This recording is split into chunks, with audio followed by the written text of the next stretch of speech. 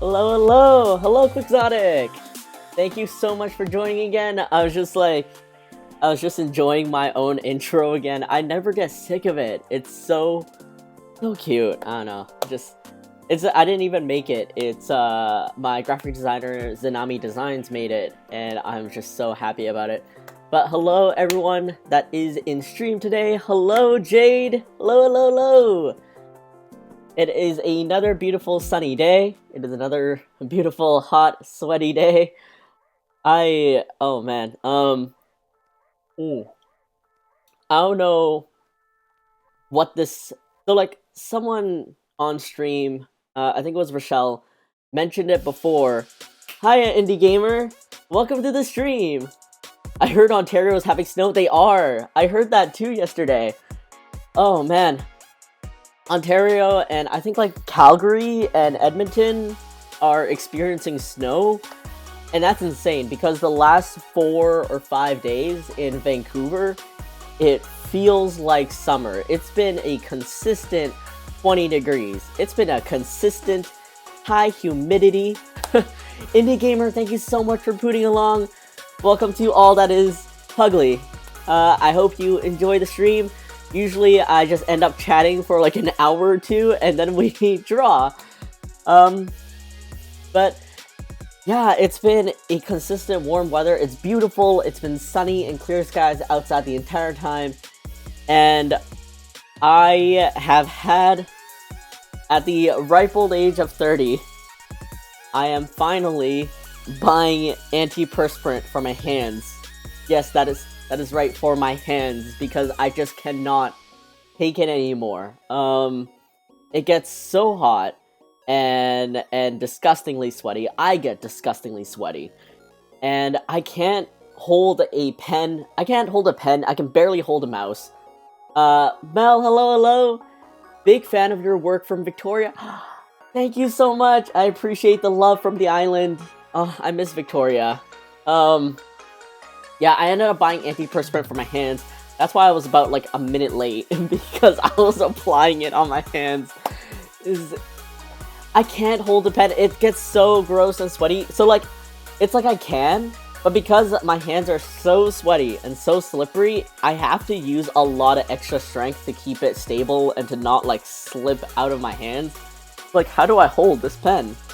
And then it causes like more strain on my hand and my wrist because I'm holding it so tight. So I don't know, like, no shame. You know what? Like, we are disgusting creatures, and we have the science and technology to help us. So why don't we use it? Celeste Gaming, hello. Welcome to the stream. Really appreciate you being here. I'm so sorry that you have to join in and hear me talk about my disgusting sweaty hands, but here we are. I almost thought about getting Botox for my sweaty hands before, but now for some reason my hands don't sweat anymore. Wait, does Botox help your hands? I thought it was like just for tightening up skin. Oh my god, you know how people go rock climbing? They put chalk on it so it doesn't slip? Looks like you need some pen holding chalk. Okay, so yes I do. Before I got this antiperspirant, I decided to try putting on baby powder, and I don't know what outcome I was expecting to have, but it was the exact same outcome that I thought it would have, which was I got baby powder on everything. So my mouse had baby powder, my keys had baby powder, the tablet keys got baby powder, and I'm like, what did I expect? What did I expect out of this? So yeah, I mean, rock climbing makes sense because you're just getting chalk on the actual like joints or whatever nibs are on the wall, and that kind of helps out everyone, right? But yeah, not so much on my desk. Kind of gross. Huge thinking about getting Botox on his hands now. I don't know, the more I can avoid needles, the better my life is. Apparently it like helps with people who have sweaty hands. That's wild. I mean, I don't understand the science of Botox. I just know like people use it cosmetically, and there's good outcomes and then there's bad outcomes. which are like your face gets too tight and it looks too unnatural. And then there's really bad outcomes, which is you get nerve damage, which scares me. And yeah, I don't know. Medicine is amazing, and yet it's also scary. And one thing I thought about when I put on these antiperspirant on my hands is like, where does the sweat go? Like, do I just reabsorb it? Will I gain more water weight because I'm not releasing this?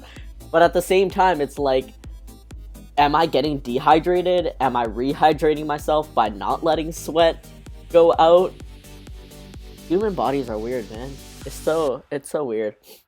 At least it smells good. Yeah, it's actually it just kind of smells like baby powder. It's supposed to be unscented, but I guess like the natural chemical scent is whatever baby powder smells like. So yeah, my hands just smell like baby powder. I don't think I applied enough. I guess we'll see. But enough about my sweaty hands. How are all of you in these past 7 days? Jade, Mel, Indie Gamer, yes, unscented scent. Celeste, how are all of you doing? And anyone that's lurking, if you feel like jumping in, how are any of you in these past 7 days? It has been, for me, it has been kind of eventful. I think I've just kind of like, I've reached that point where I'm like, fuck it, let's do it. Celeste, you are well, that is good to hear. That's always good to hear. I think just having a base minimum, especially in this day and age, being well is good. Mel, you are well, that is also great. Ooh, also, in relation to my emote wall, oh my god.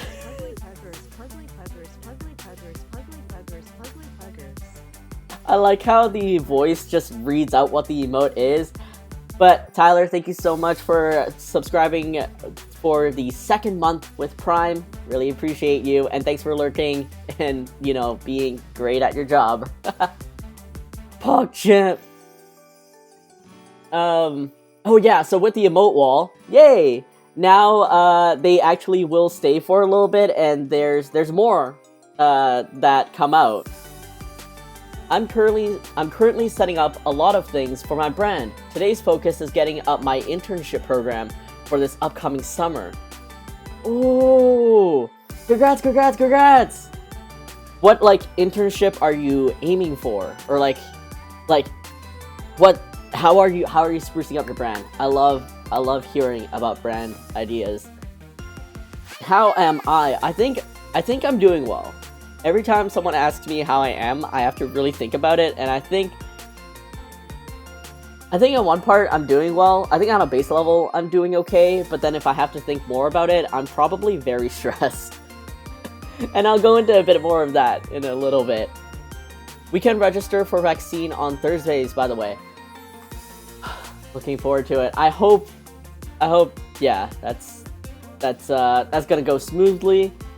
And I'm just excited. My parents told me that they are having their first vaccine appointment on, I think, either the 28th or the 29th. So I am so excited. And I don't know if anyone else has reached this age yet, but I'm 30, so I'm at this funny point where I'm scolding my parents and I'm educating my parents. I'm telling them, like, you know, don't go out, don't go out, don't talk to strangers, don't stay out too late, be safe, you know, drink more water, wear a coat.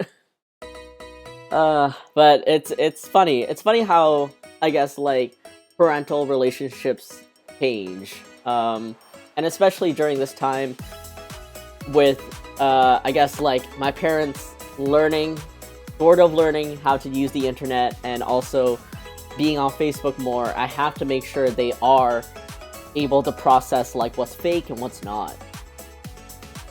Indy, you are good. Spending too much on the new Magic the Gathering set. Oh, when I first learned about Magic the Gathering and the whole, like, seasons, I think, and how you have to change up your set based off of, like, whatever the season is, or they're not called episodes. I guess they're called seasons, maybe, or sets, because it changes, right? There's some cards that come out of play, and then there's new cards introduced. I'm like, wow, I can see why this is so expensive.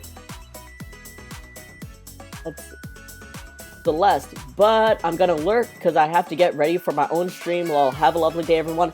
Celeste, good luck on your own stream, and also have fun setting it up. I'm excited for you, and I hope you have tons of fun when you're streaming. Thank you so much for lurking, and thank you so much for coming and saying hi. Yes, my lurk programming works. Suki, hello, thank you so much for joining again. And thank you so much for that lovely video you did of you receiving your Puglie products and just revealing what you got. It makes it so fun, and I really appreciate that. Oh, do you hear the sound when someone subs? Yeah, I hear a lot of farts. Do you guys hear a lot of farts? Cause I do. Jay, thanks for hosting! I didn't hear it. Did anyone else? Oh no!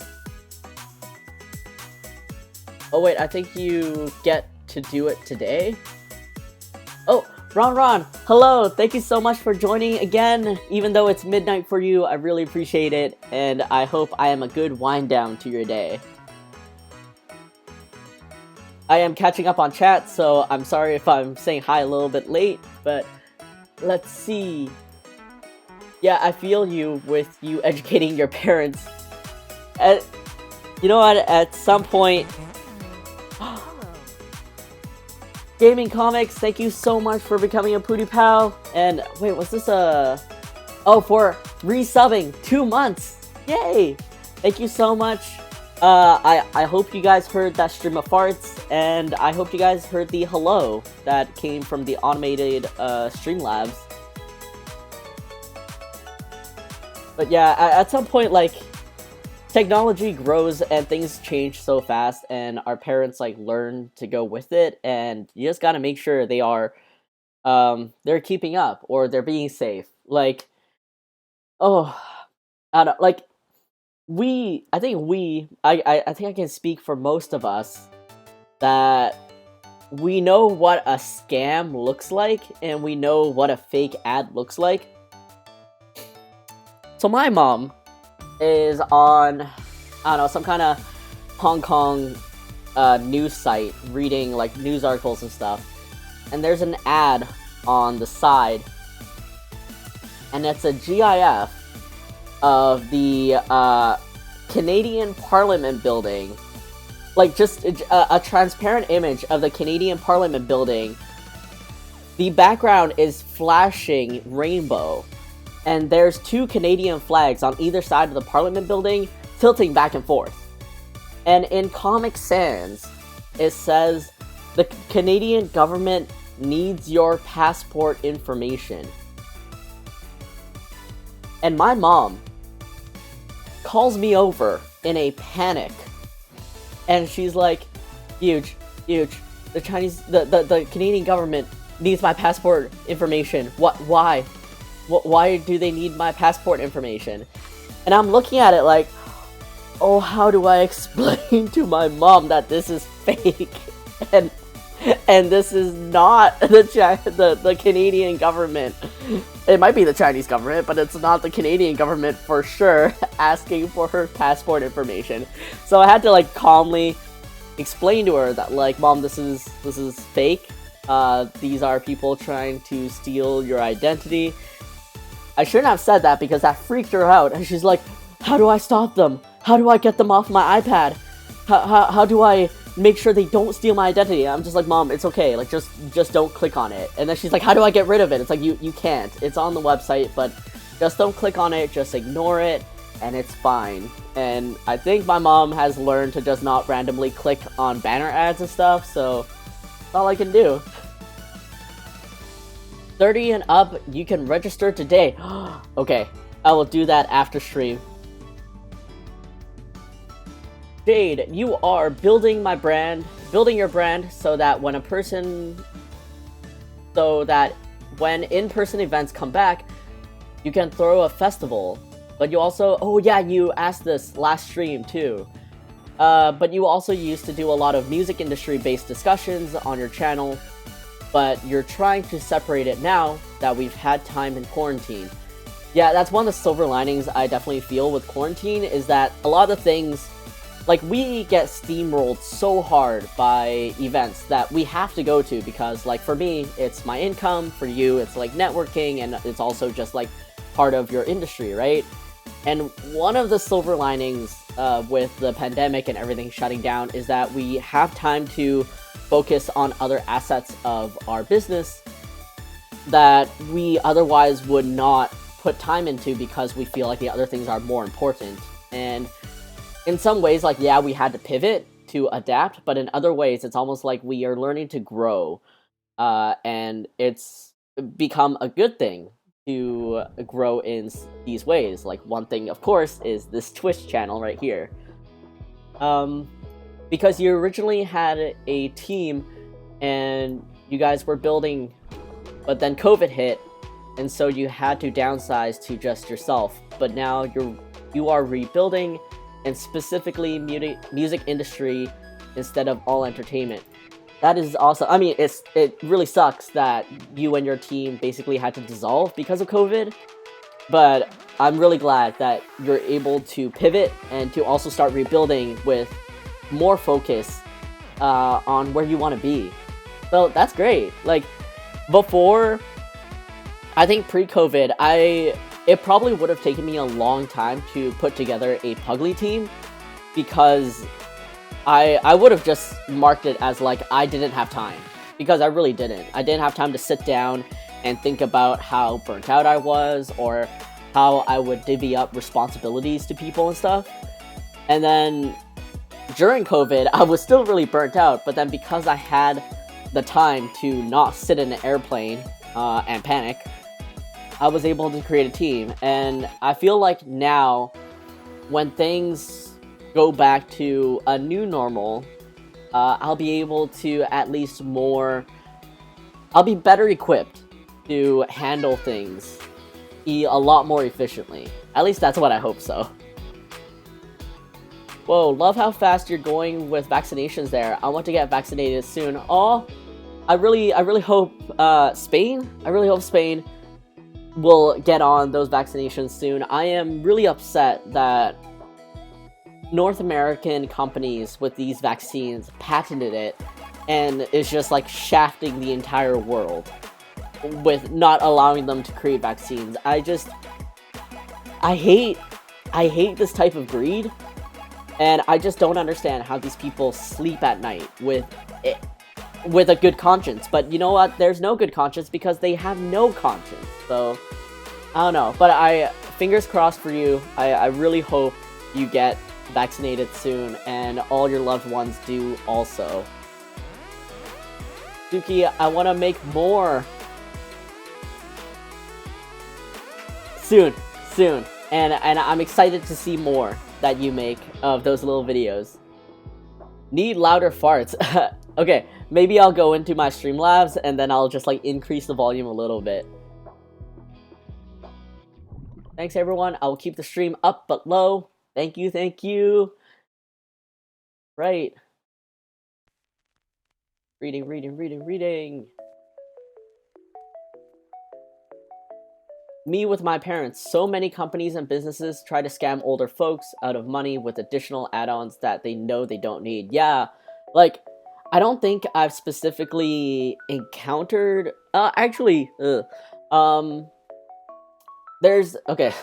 There's only two major companies, internet companies in Vancouver. Like, two major ones. And one of them hard sold my parents on, like, packages and stuff that I really don't think they needed. And it just became a mess. And, like, my parents obviously watch the Chinese channel. It's probably the only reason they still have cable TV, is just to watch the Chinese news.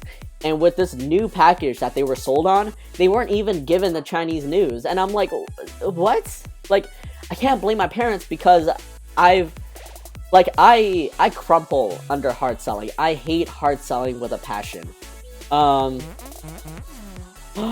Butai! Month anniversary. Use laughing face. Oh my god, Butai, thank you so much for the 2-month sub. I really appreciate you so much. I'm catching up on chat a bit, but I really appreciate you. Thank you so much. Butai, Tyler, and Gaming Comics, thank you so much for resubscribing. That means so much to me, and I appreciate you all so much. So again. But yeah, it's just, I hate that. And then I see in shows, right? Like, I mean, I watch crime dramas a lot, and I see in shows like the kind of telemarketers or whatever that find out that they tapped into a old folks home or something, and they're very predatory about that. Again, I hate that. I hate that so much.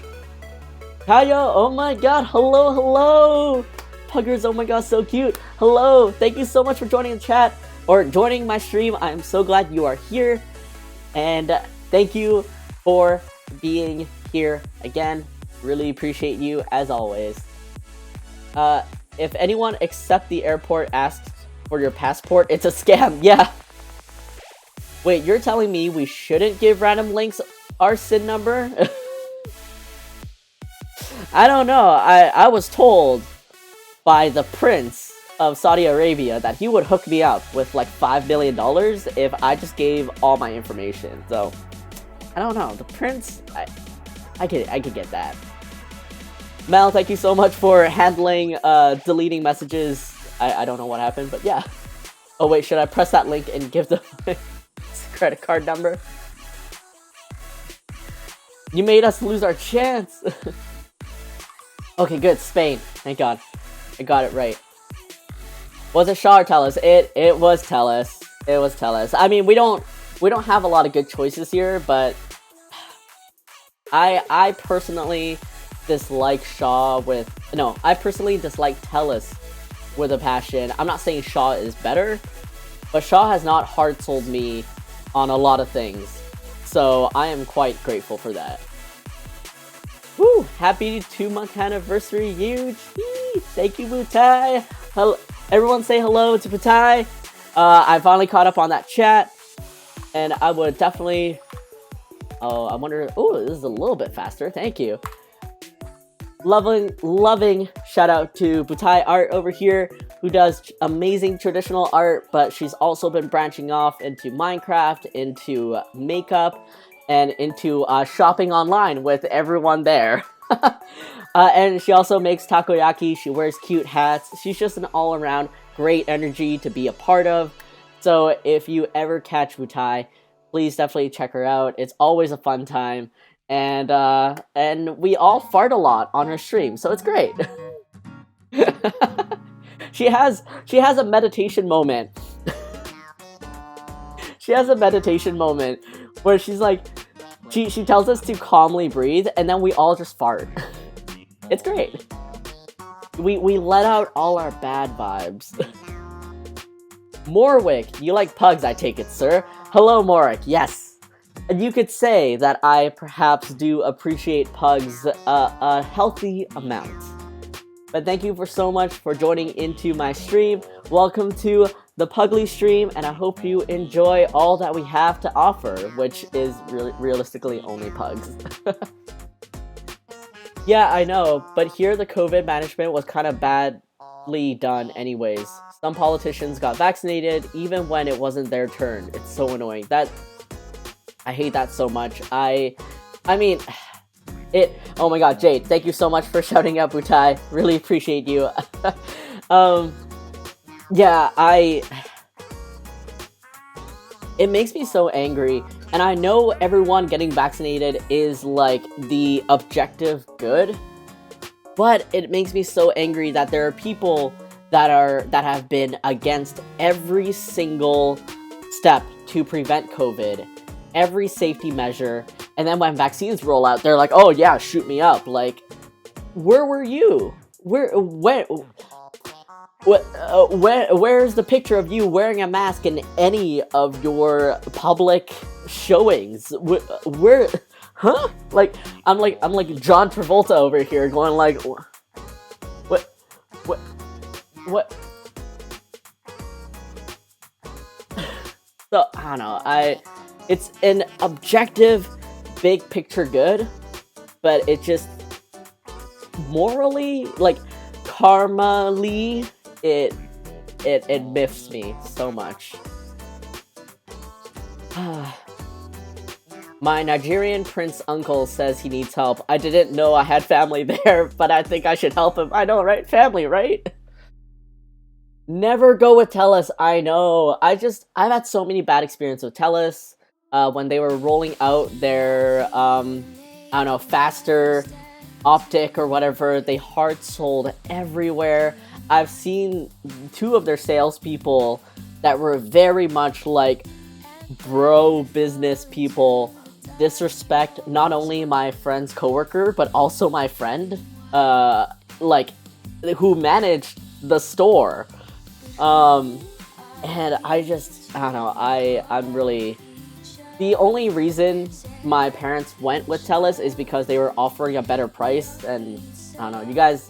I don't know if anyone else's parents are like this, but if they can get a good price on something, they will.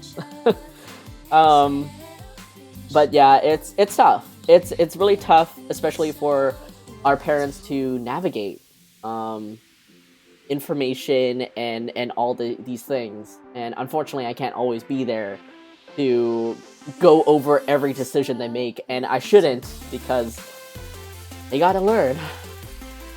Haven't had the best experience with TELUS either. I'm telling you, like Shaw is not that much better, but personally, anecdotally, I haven't had many issues with Shaw, and even if I had issues with Shaw, their customer support has always been kind of just helpful to me. Like they've actually done their jobs for me, so I've been happy. Thank you for the love always. You're all lovely people. No, Butai, you are lovely. I want takoyaki. I miss the night market. I miss the night market too. I have a love-hate relationship with the night market. For those of you who need context, every summer in Vancouver, Richmond, this area, let's be real. When I say Vancouver, everyone knows where that is. If I say Richmond or Burnaby, no one knows where that is. So I just group everything as Vancouver, you know? But every year in Vancouver, around the summertime, we have what's called like a night market. And it's like an Asian night market. There's tons of food stalls where you can get stuff like curry fish balls, takoyaki, I don't know, meat on a stick for cheap. And it's really just like a night market. You know, you go there, you stand at these food stalls, you order their food, and then you walk around eating stuff in like little boxes or on sticks or in some kind of novelty cup. And then there's also like vendors that sell like mostly AliExpress stuff. But you know, if you're there to just have fun, enjoy the outside, and stuff your face, you go to the night market. And of course, because of COVID, we don't have a night market because it gets packed there. So I have a love-hate relationship with the night market because I despise crowds. It's funny coming from someone that enjoys conventions, but at least at a convention, I'm safe behind my table. But I don't really like crowds, and it's not that it makes me anxious. It just makes me extra attentive to people who are not attentive to their surroundings. And so many times you'll be walking in a crowd and someone, and it just goes fine, and someone just stops. Like someone just stops in the middle of a walkway to look at something or whatever, and you're just like, can you please step off to the side first before doing that? And I don't know, I feel like I pride myself in being very aware of my surroundings. I'm very much like, I will step to the left if I notice someone trying to pass me, or if someone just seems like they're walking a little bit faster behind me, and I'll just be like, I'll just step out of the way. And I notice these things a lot more in crowds, where a lot of people just don't have, spatial awareness. Spatial awareness. Spatial awareness, or like a consideration or something for people around. Gray Rabbit, thank you so much for your anniversary 2-month subscription. I really, really appreciate you being here. I appreciate all of you, Butai, Gray Rabbit, Captain Fetus, and Gaming for all your anniversary subs. I really appreciate that. It blows my mind that you guys are doing this because I don't know what I'm doing here. But I'm here, so I really appreciate all of you so much. But yeah, love-hate relationship with the night market. I personally wouldn't go to the night market myself, but of course, if my friends want to go, then I am down. But I always have, like, a little... Indie Gamer, thank you so much for becoming a Pootie Pal! I really, really, really, really appreciate you tons! And I'm just so grateful for the local love. Even if local is split by a body of water, I really appreciate you so much. But yeah, I've also, I don't know, I brace myself a little bit now when I go to the night market, just because I knew this was gonna happen, but I still got miffed by it. And it was basically, I found a stall selling phone cases, obviously from Alibaba AliExpress, and they were selling like stolen Puglie phone cases. And I knew it was inevitable, but it still very much like is a hit to me. I don't know if it's a pride thing, but it was like in my house, in my own city, in my home city, no less. And obviously, like I talked to the guy, and he was very much just like, I'm just here to sell things.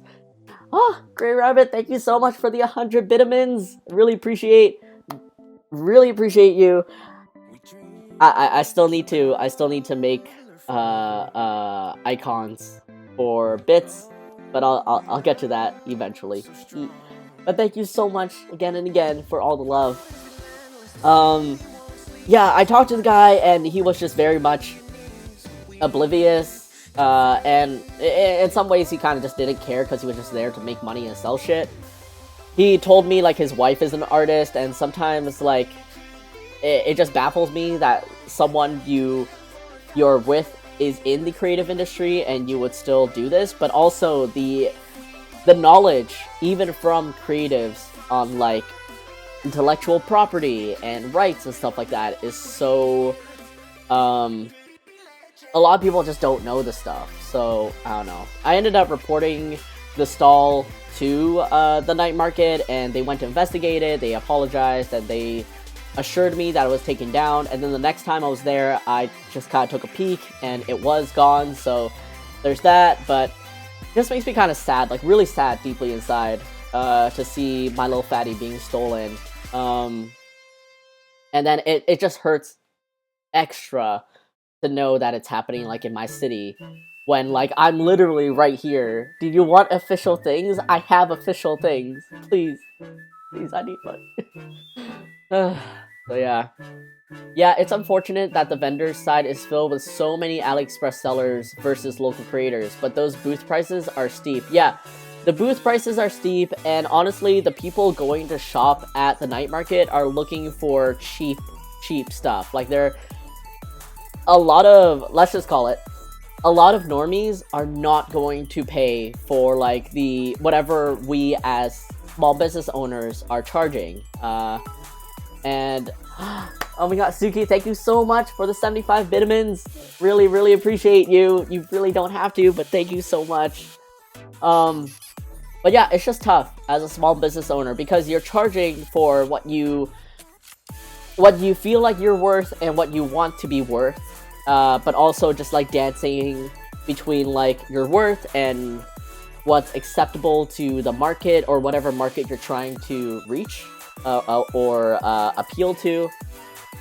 So it's tough. It is nearly impossible to be that competitive as a small business owner unless you're literally not creating anything of your own. Oh my god! Wutai, thank you so much for the 100 vitamins, and there's a hype train! Ah! You'll have a limited time to earn exclusive emotes. Oh my god, there's no time because there's no exclusive emotes. I'm so sorry. Thank you all so much. I am so sorry. I'm so behind. on the exclusive emotes. Also, the Puglie Butt, the Puglie Poot emote still hasn't been approved yet. Gray Rabbit, oh my god, thank you so much for another 100 vitamins. Hype Tween! Hype Tween! Oh my god, I only have one emote. The Puglie Poot has not been approved. It's been like 2 weeks, and they still have not been approved yet. I don't know if I should resubmit it or not. Because at this point, it's like, does Twitch have a TOS on butts? Is it the butthole? Is it the X butt? The butt is too strong. Yeah, right? Yeah. Well, let's see. It's the baby strollers at the market that get me. Please don't hit my ankles, ma'am. Oh my god, the baby strollers. I feel so scared for the tiny dogs that people bring.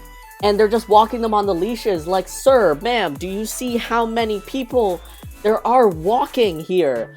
I am terrified for your little dog.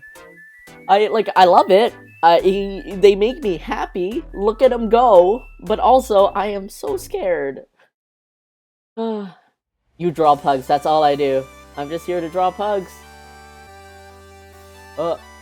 Even my Twitch chat is lagging a little bit.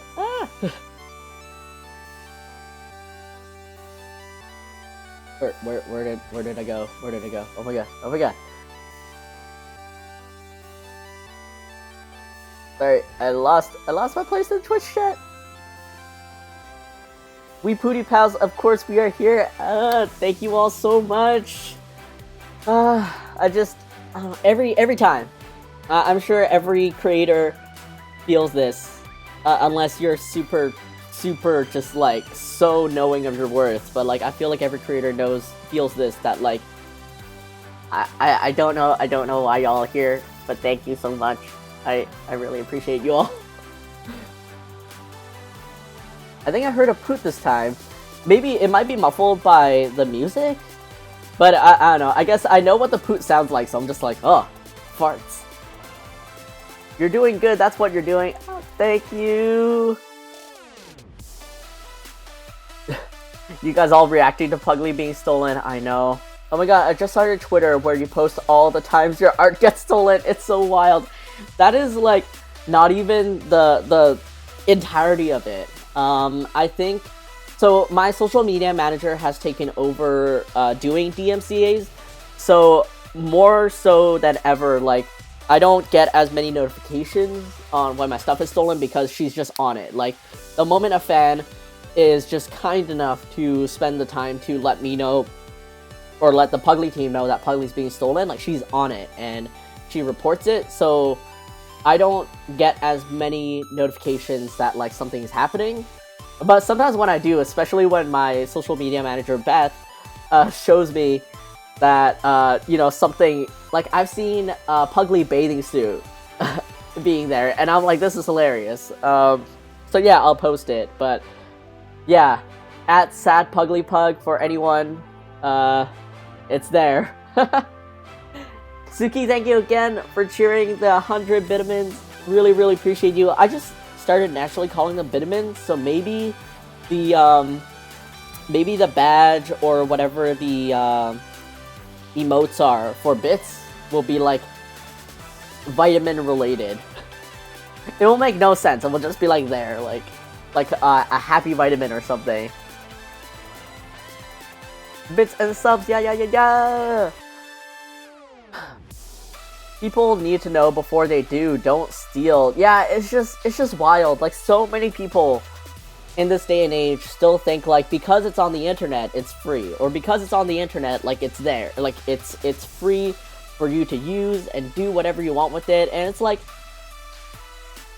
do you people see like a park bench and decide to just like take it home? Like, do you see a park bench and decide, I'm gonna paint this purple because I want to? Like, what's going on? What, another hype train? What's happening? You received a level 1 hype train emote. What? Thank you all so much. 4 subs, 475 vitamins. Thank you all so much. I don't understand the hype train, but thank you. Oh, I should drink a sip of my coffee and then drink a sip of my water.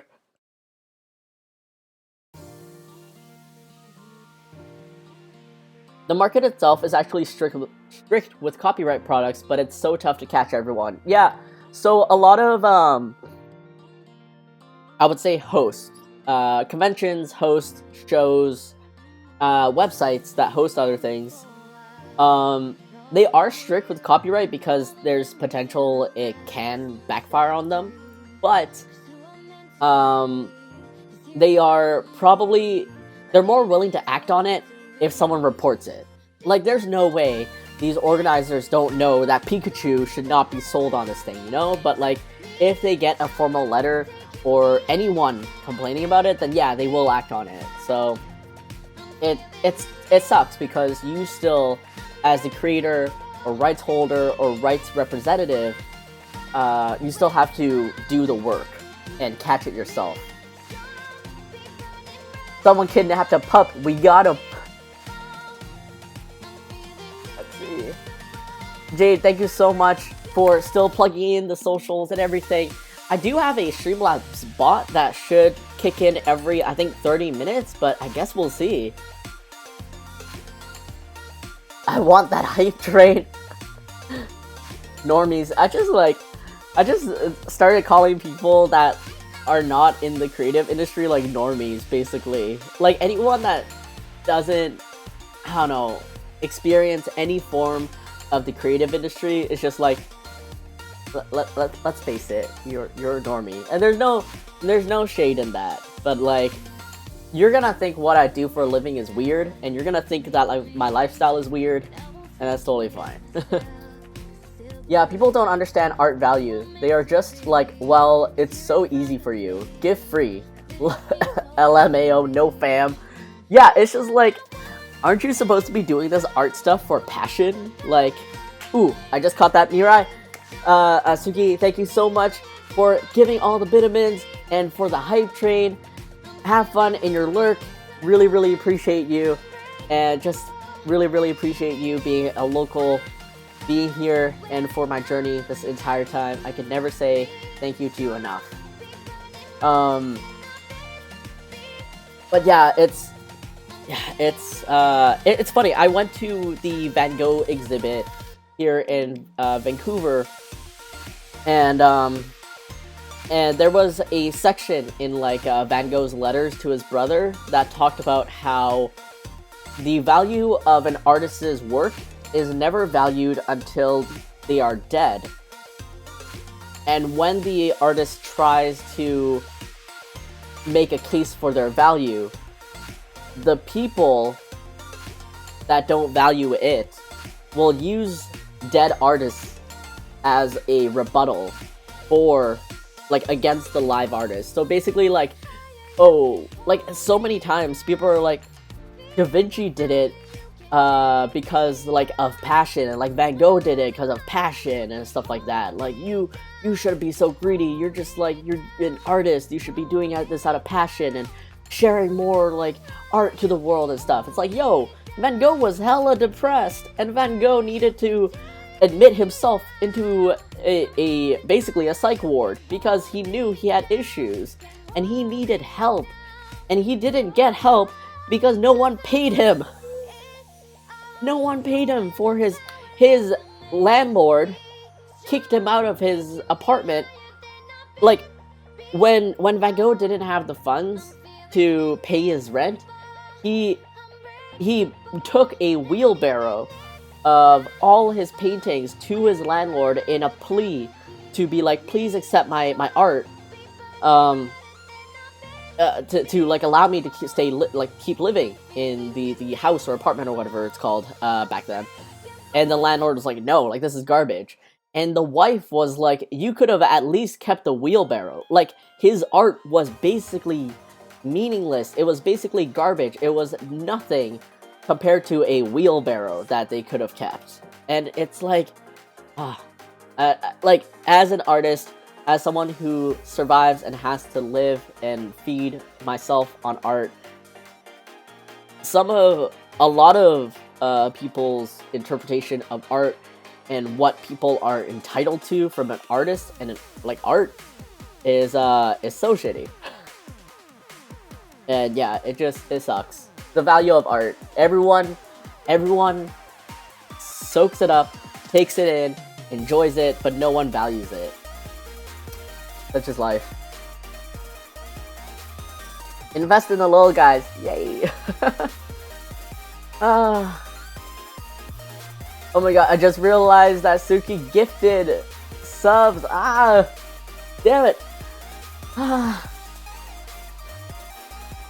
Indie Jade, yeah. I'm glad you guys. Thanks, Suki, for the gifted subs. Really appreciate all the good vibes and good nature around.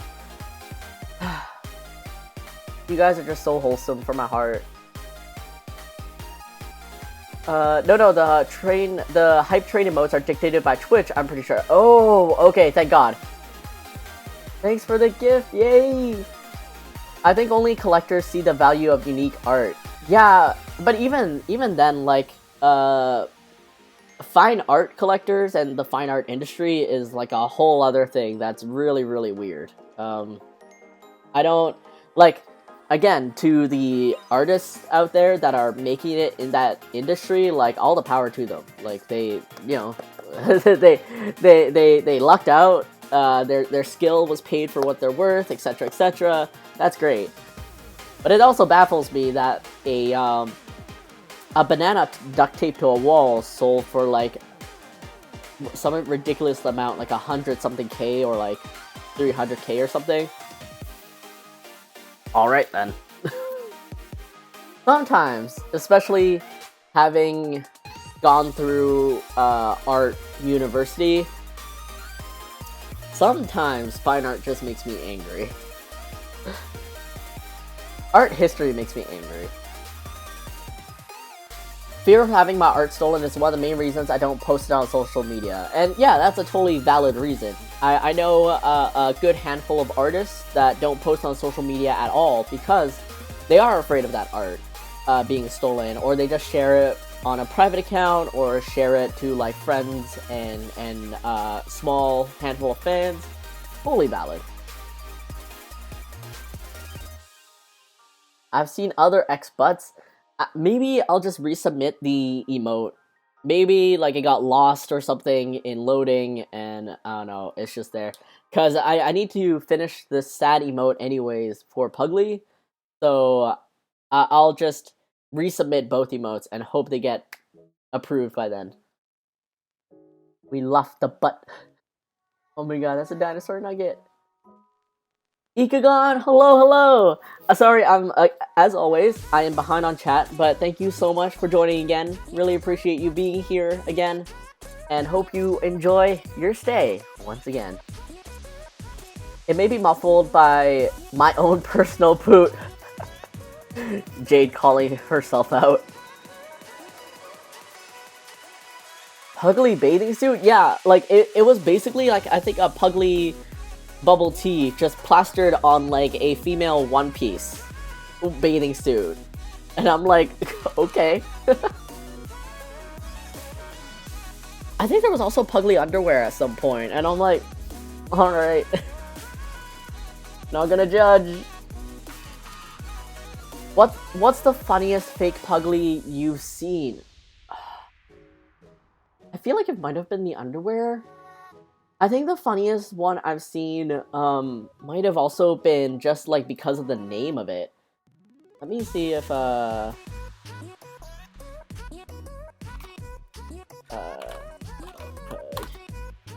me see if this works. And by let me see if this works is let me see if my computer will load it up. Don't miss what's happening. No, no thank you. I'm fine. Oh yeah, so let's go through how Puglie's stolen it. And let me lower this a little bit. And zoom in a little bit. Oh, but let me catch up a little bit first on the chat. So excited for the gifted subscription. I have no job actually, and I was sad I couldn't subscribe and support. I hosted your stream on my channel. Hope it helps. Ron, never ever feel bad for not being able to support monetarily, because I am just so honored and so grateful for you even spending your time being here, enjoying the little poot, hosting, sharing him, doing the things that are in your power to support me. I know, like, obviously, like, we all need money to live and eat. At the same time, I just, from the bottom of my heart, really appreciate any care you have for the little poot.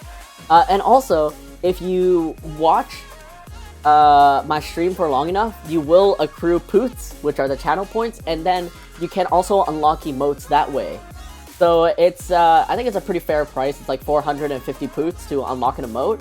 So you can always join in and use these little poots after you've, like, watched for a little while. Need our vitamins. Puglie got stolen? I didn't know that. Oh, Puglie got stolen a lot. So this Twitter right here, SadPugliePug, is the Twitter I use to keep track of when Puglie gets stolen, when I get notified of it, or when I see it. I do wish people would randomly paint benches purple, honestly. Yeah, you know what? I do honestly wish some of our public things, like buildings, sides of gray or brown sides of walls, park benches, were just a little more colorful. But I can also understand how some people can have, like, a sensory overload, and that's totally fair. So I guess, like, being a bit easier to take in on the eyes makes sense. So it's a give and take for some places. Hype trade emotes are generated by Twitch as a fun way to encourage folks to support creators. Oh, okay. Oh my god, that frog is so cute. Gotta hop off for a board game night. Catch ya later, Pug Pals. Indy, thank you so much for, I mean, you're already gone. If you're not here, or if you watch the VOD, Indy, I am so sorry to say bye so late, but thank you so much for joining in the first place. Thank you for being across the waters, and I hope you enjoy your board game night with your friends. Lurk. Mex Black Cat, hello. Thank you so much for joining again on the stream. Really appreciate you being here. See, this is why I'm investing. This is why I'm investing crypto/NFTs, so that I can support artists that I love before people exploit them and stuff in future tech.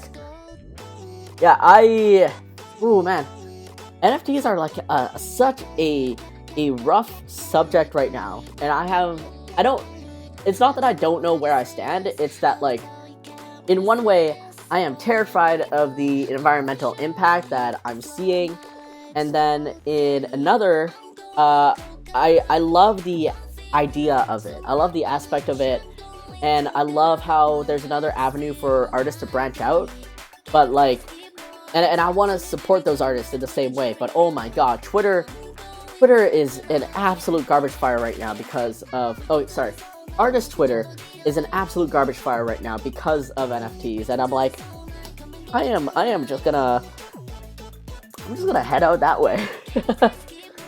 Hello, big sorry I accidentally scheduled a meeting during your stream. You're not sorry. Hi babe, thank you so much for joining the stream. Yes, Puggers in the chat for Peggy, thank you so much everyone.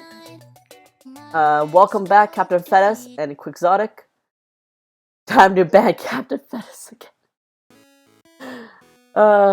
I can give you life and take it away. Oh my god. Peggy's just way too, just power tripping right now. Sad Puglies. Damn you, Shuttershock. Yeah. I also can't blame Shuttershock. Didn't know about the Twitter account. Yeah, I don't shout it out often. It's kind of like a funny thing off to the side, but yeah. I will have to say I always get to half.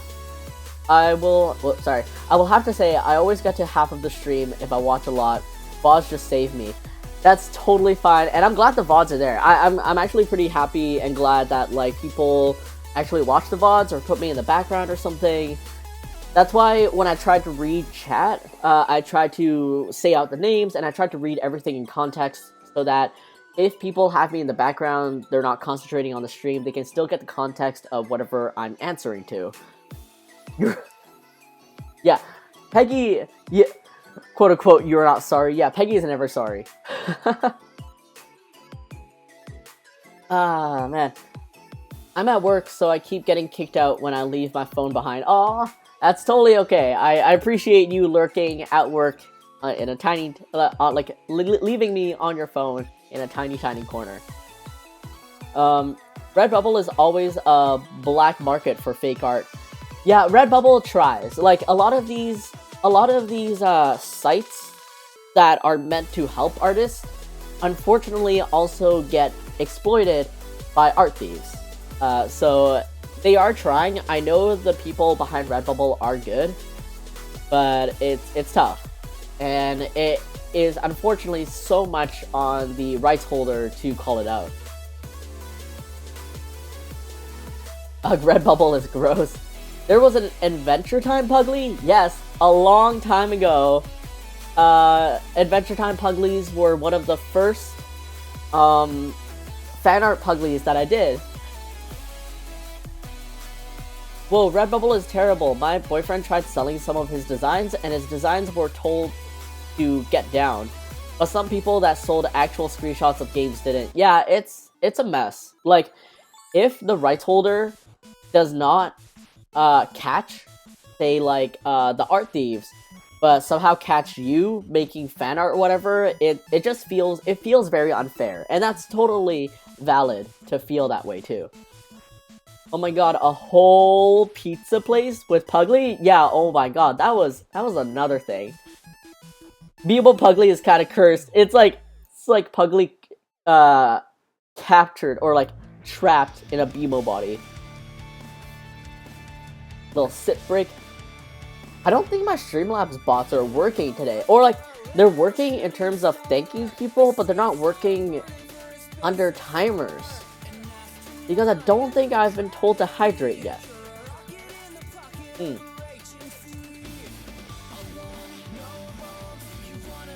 So the commands work, but the timed ones don't seem to be kicking in. Huh. Sometimes I'm just trying to do something that I found boring, but I have to do. I put your stream in background if it's not really important, like trying to get a specific enchantment in Minecraft from a villager. Yeah, I do the same thing. I put other people's VODs in the background when I'm just like playing games or like doing something. I don't know, I have so much going on usually. Like only recently do I have my TV going on with like someone's VOD or long form video on YouTube, and then I have Spotify playing some kind of song. I like to call it Square Puglie. The Cube Puglie. Maybe it's the chat line amount. Could be a thing. I've set the chat line to like 5 for hydrate and 10 for socials. And it's supposed to occur every 30 minutes, I think. So I'm not exactly sure what's happening. I don't know, Streamlabs is always a thing. Oh yeah, so this was one that I found funny. I wonder if this will open up without me having to count. Yeah, okay. Like, what's going on here? What's going on here? Adidas, everybody has a dream. Starbucks logo on the lid. And, oh, there we go. Hey, Streamlabs, thank you. Streamlabs is just like, oh man, oh, I have a job. Thank you, Streamlabs, for reminding me to hydrate now.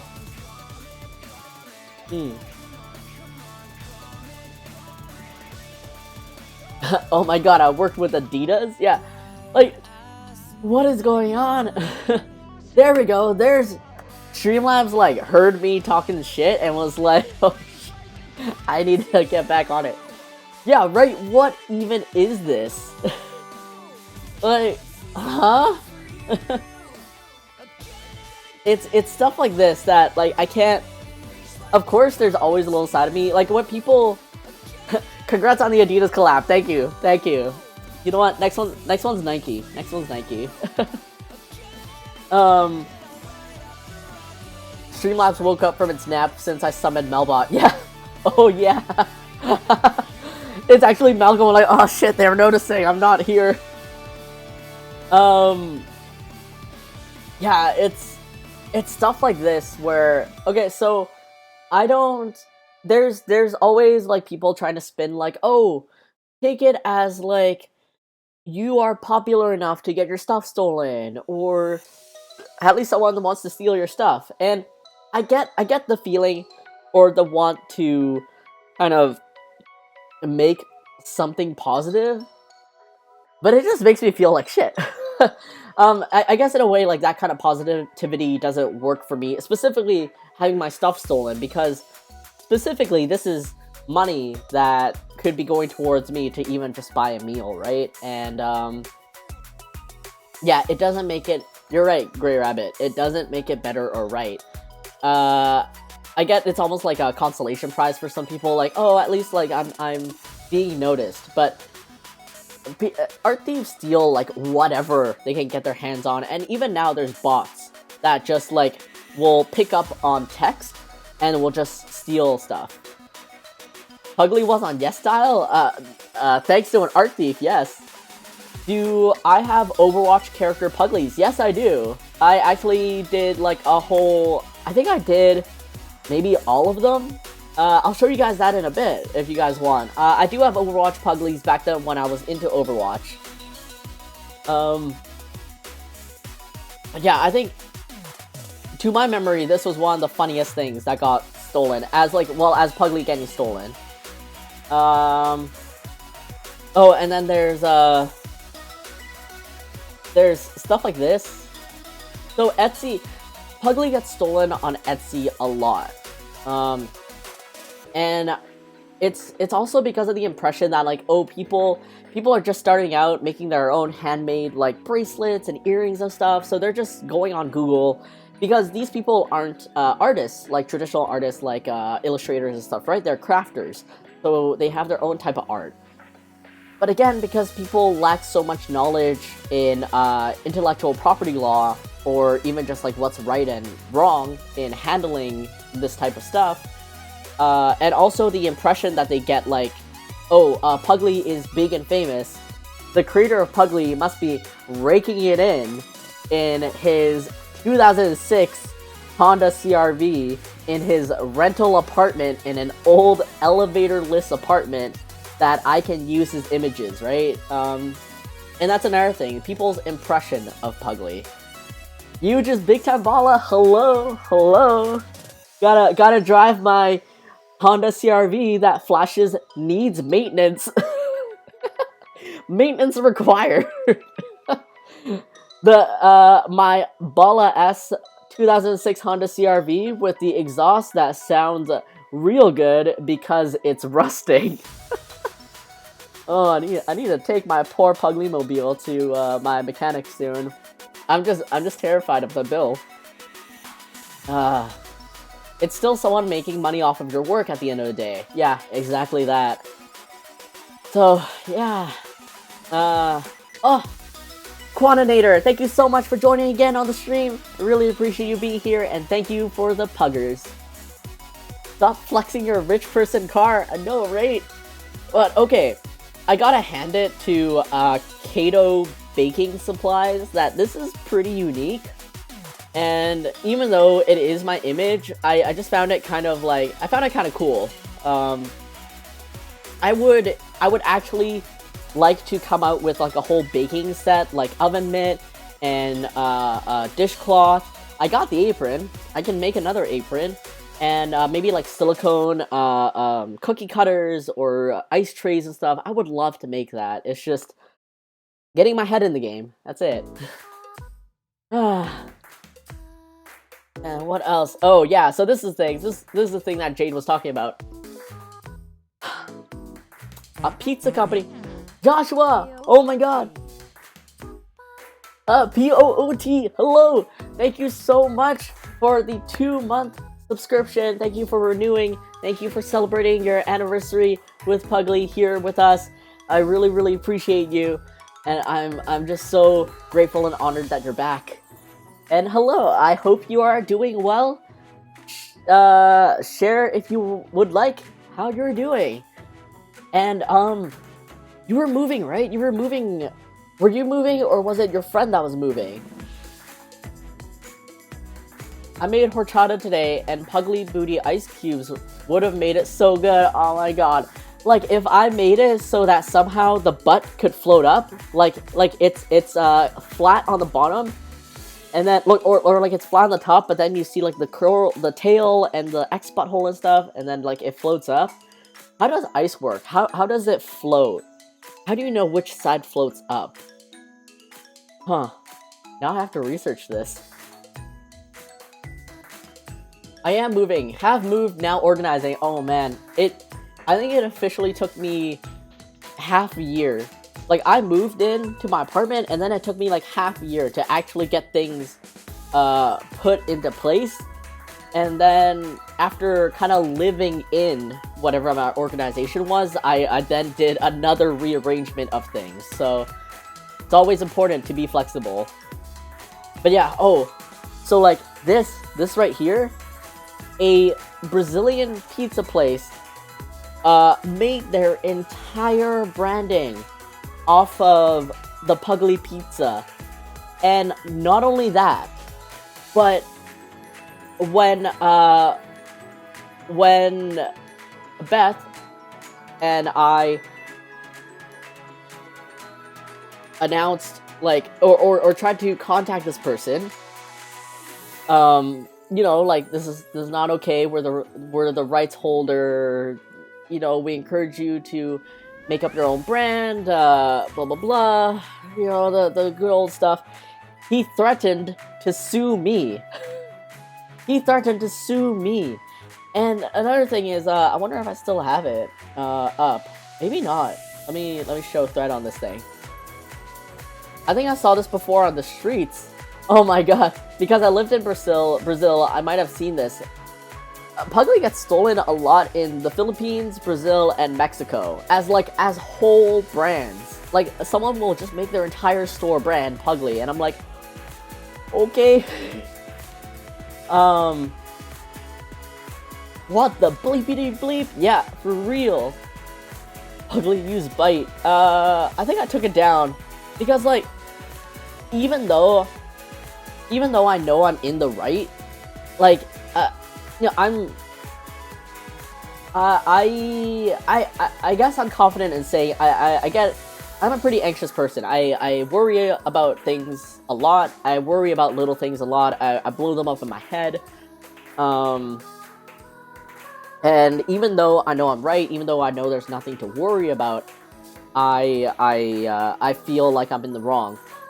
So attached to this tweet was a picture, a picture that they posted on their Instagram of their employee wearing an apron that also had the Puglie pizza stitched into it. Like, literally, all of their branding was Puglie pizza. So I had posted that as, like, extra, like, evidence on my Twitter, going like, oh my god, look at this and stuff. And I guess somehow this person found the Sad Puglie Pug Twitter and saw their Instagram post of their employee there, and was like, we are going to sue you for bringing this up, and also our employee does not appreciate being defamed on your social media, so we are going to sue you for defamation too. And I'm like, what the fuck? Dude woke up with violence for sure. How they use Puglie for evil pizza? How dare they use Puglie for evil pizza? Funny how people that steal go all aggro. Yeah, like, I don't know, I think it's really true, you know, like the people that are ignorant are the loudest. How did that go? Did they sue you? No. So, okay, so here's how it went. I know I'm in the right, but I was still scared. So I contacted my my lawyer, who luckily I have not had to use in an official capacity of any sort.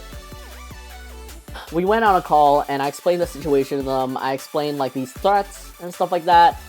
And the lawyer, first and foremost, was like, okay. So this image of their employee was on their Instagram, right? It was public, and I was like, yeah, and he's like, okay, this guy doesn't have a case. This guy doesn't have a case at all. And luckily, apparently, lawyers go to, well, it kind of makes sense. Lawyers go to conferences and they get connected with other lawyers from all over the world. And he actually has a contact in Brazil that is an intellectual property lawyer. And he gave me the reference, and he, basically told me if I want to escalate this, if I want to take this more officially, if I want to at least scare them a little bit or see what my rights are with intellectual property in Brazil, which would be the same as in Canada because of like this Intellectual Properties Act that is connected worldwide, like with the US, with Canada, with I guess Brazil and some other places. There's that. Sorry, need to hydrate. But my lawyer, bless him, gave me the rundown that this guy has no case, I am in the right, and if I wanted to take it more officially, to contact a Brazilian lawyer because they would, like, wipe the floor with this guy. So, the store owner continued doubling down on how I was wrong, and how they were gonna sue me, and, like, they're gonna make me pay for damages for defaming their brand and stuff like that. It sounds like you have a really great lawyer. I do. Like, I haven't had to work with him past the extent of, like, consulting, like, over a phone call or something, but I really trust him. He was recommended by a friend, and I really do appreciate that. This whole thing went on back and forth, and mind you, this person didn't speak in English. This person spoke entirely in Portuguese. He didn't even bother trying to speak in English. It was me reaching out to a Brazilian friend who then had to ask her dad to help me translate my English to Portuguese to then copy and paste to send to this guy. Oh my god, and I felt so bad because, like, I don't ever want to bother my friends, and then, like, my friend offering up her dad to translate for me was like, oh no, thank you so much, sir.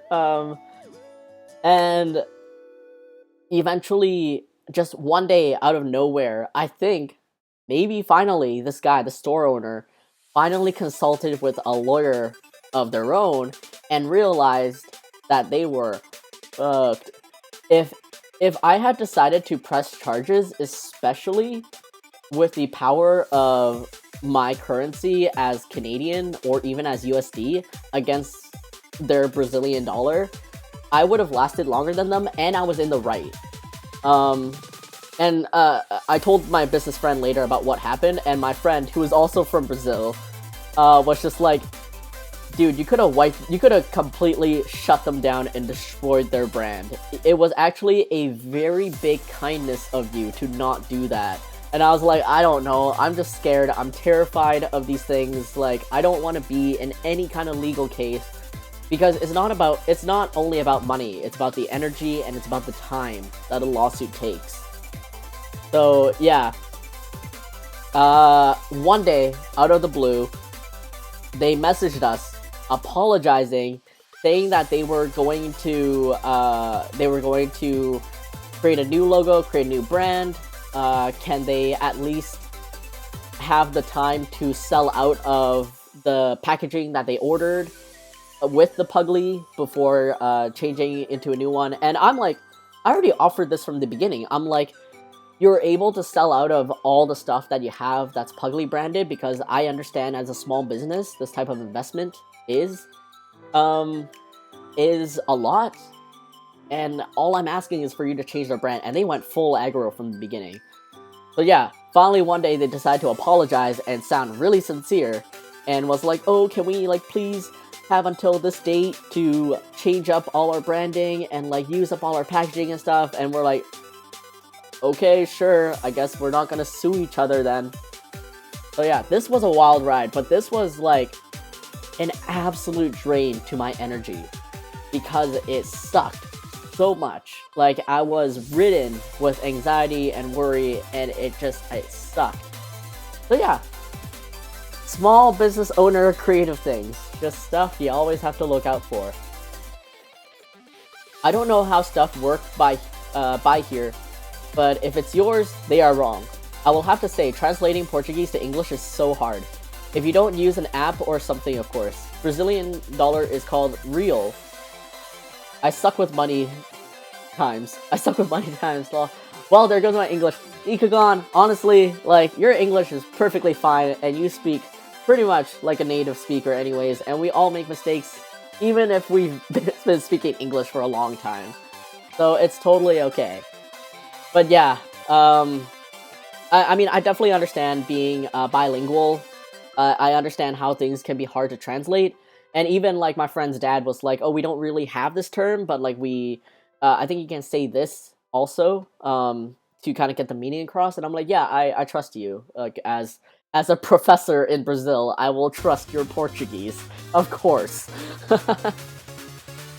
But, yeah, I would cry. Yeah, I didn't cry, but I was literally, like, I was texting my girlfriend, I was texting to, like, friends, I was like, I'm so worried, like, I know I'm in the right, but, like, what if stuff happens? Whoa, I would have anxiety too. Hope it ended well. Hope it ended, no, sorry, bad English. Happy that it ended well, kind of. Yeah, I mean, in the end, not going into a lawsuit is a good ending for me.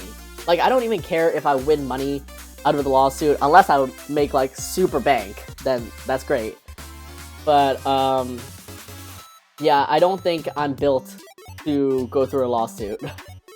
I wonder what they changed their logo to. Oh, yeah, we actually got, we got their new logo design.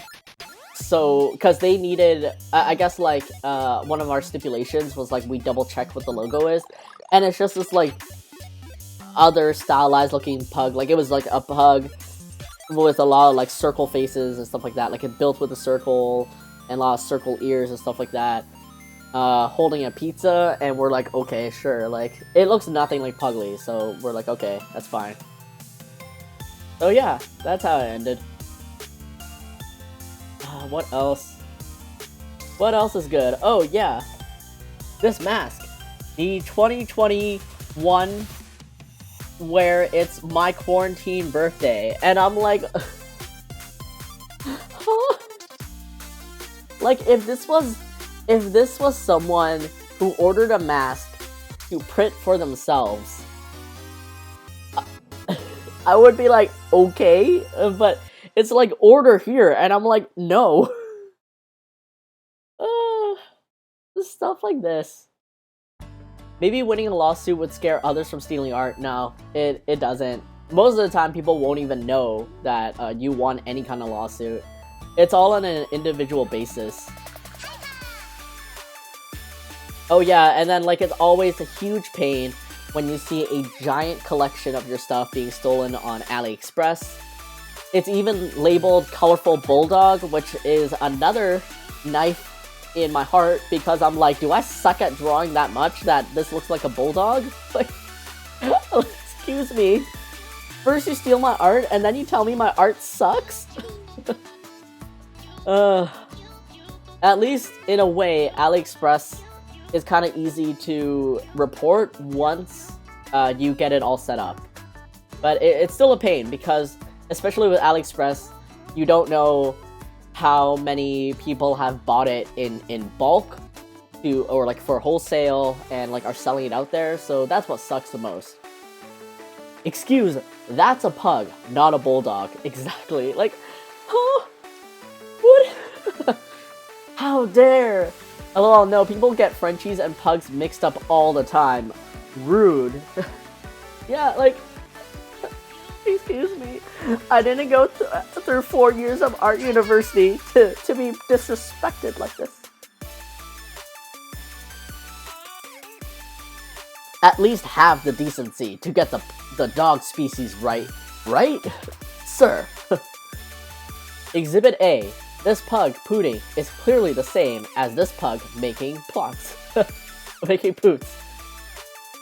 Once some kid in my class saw a bulldog and said it was a pug, and I was like, excuse me? The same for AliExpress people. Yeah, exactly, right? Like, oh man. Oh yeah, so it's stuff like this on Etsy, right? Like even I say here, ho-hum. This is such a weird spot because I get that crafters aren't illustrators, especially this type of resin crafting, buts. And it goes back to me feeling a bit bad because, like, again, people that are crafters are not necessarily illustrators, and a lot of crafters make stuff out of things that are already made, like, you know, materials, string, and resin and stuff like that. And I don't think a lot of crafters, unless they're making their own designs, like say a plushie or a knit of some sort, is ever going to need to worry about their stuff getting stolen. So it always puts me in a weird place where, like, yo, it is my art. I appreciate your creativity and your skill, but at the end of the day, it's my art, so kind of sucks. My advice: if you're going to steal someone's art, at least make them laugh when they send you a CND. Yeah, I know, right? Just make it entertaining so that I don't feel as hurt. Yeah, but they still need to work out some kind of agreement to resell your art. Yeah, or even do, like, I wish there was a general education on, like, even just reaching out to people. Maybe double checking, like, where the art is from, if the artist is reachable, see if they're up for collabing, and then see if they have resources to help you get you started. So maybe I'm not very much into these. I'm not into these type of necklaces myself, and I probably wouldn't have approved Puglie being sold in this way because it's not the type of merchandise that I would stand behind. That's me personally, but I could totally introduce you to another artist, maybe an up-and-coming artist that would be willing to collaborate with a crafter in creating unique designs, you know? Like, maybe this crafter can commission a couple of original pug drawings to sell on their handmade stuff. And it works out so well for other people.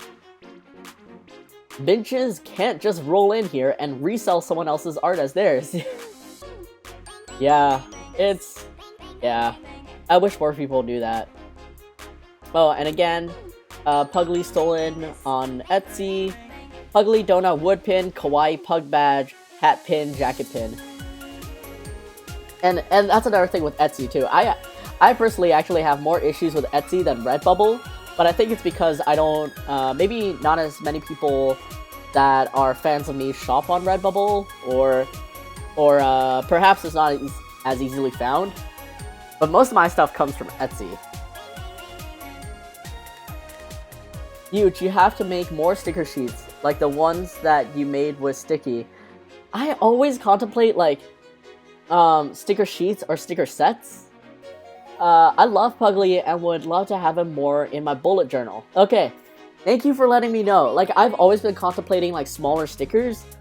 I might sell them as, like, sticker sets, like maybe packaged into something, just because with how my homemade stickers, come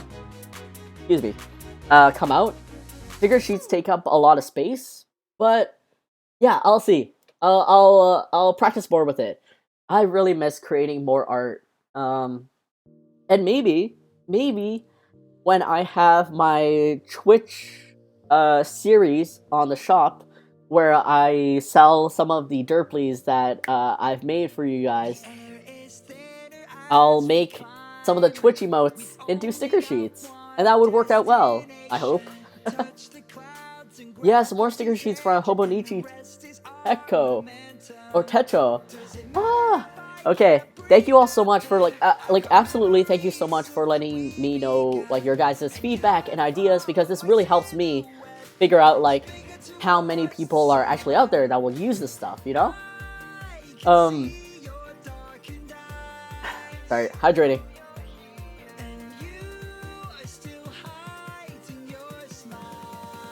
But yeah, I love sticker sheets, I love journaling. I love journaling. I wish I was able to allot more time to it, but I'm glad other people out there appreciate it too. I don't want to print your illustrations off Instagram if that makes the artist uncomfortable. Yeah, I mean, if I end up selling it, then like, yeah, for sure, I would really appreciate if you bought it from me. And yeah, hopefully I'll have time to always swing back and quote-unquote open the vault into like old designs and maybe repurpose old designs into other things. Like if I made stickers that were normally like 3 inches or like my normal die cut stickers, maybe I can create a collection of just like smaller stickers, you know? But yeah, thank you guys so much for letting me know. I do really appreciate this kind of feedback, and I know to keep in my head that I'm not the only one thinking of this. Oh yeah, and there's this thing that's like Inspi, that is this whole like, it looks like such a legit store, and then I got contacted by an artist that like my stuff was being stolen from the store. So yeah, it's wild. Let's see. Hey Huge, I was just surfing on Etsy and I found this pug design. Here's another. Oh, this is great. This is something I love. This is something I hope to one day officially do. Cause you know how like high fashion. How should I say this?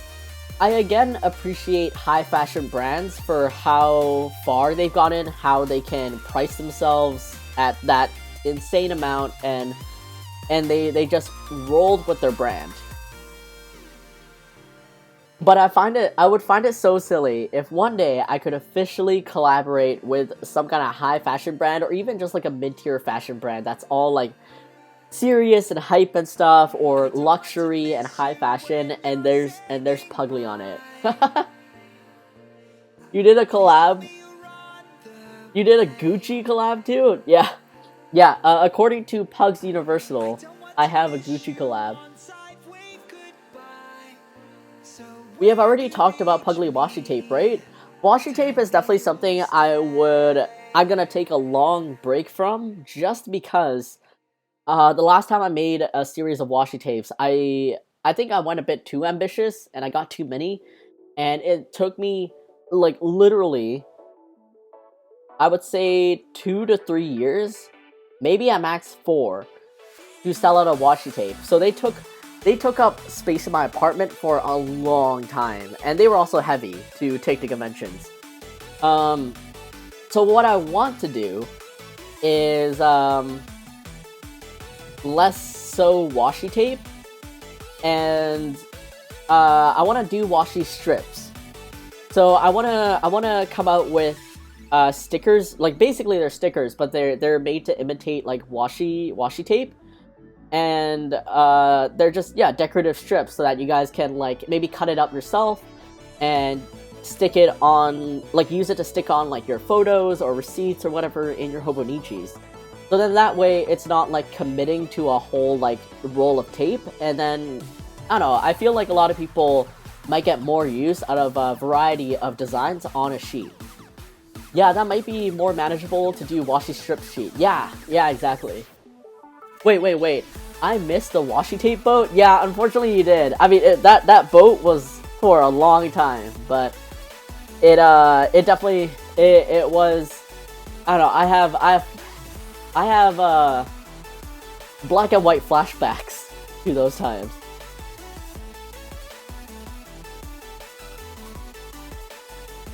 Oh my god, I would love Puglie washi.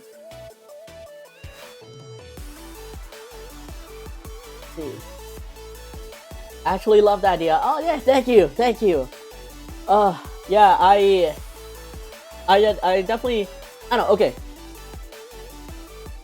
What are your guys' take on washi strips? Would you guys prefer a longer washi strip, like say 6 inches, and then you guys can like cut it to the size you want yourself? Or would you rather have like washi strips that were already cut in like 2 inch sizes?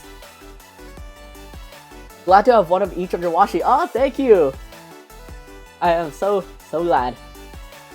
I'm glad that people that ended up getting them, just, you know, loved them a lot.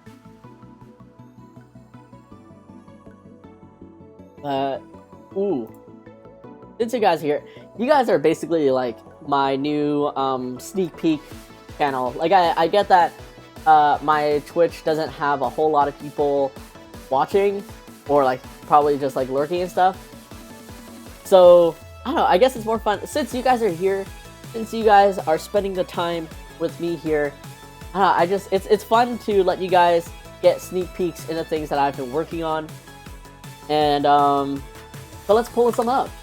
And actually, let me do it on this screen so you guys don't see the mess of stuff. You guys are basically like the live newsletter. You guys are getting this info before the newsletter even comes out. Which also, if any of you guys are interested in joining my newsletter, it is called The Loop. And is this the command I do? Yeah. You guys sign up for the newsletter at PugliePug.com.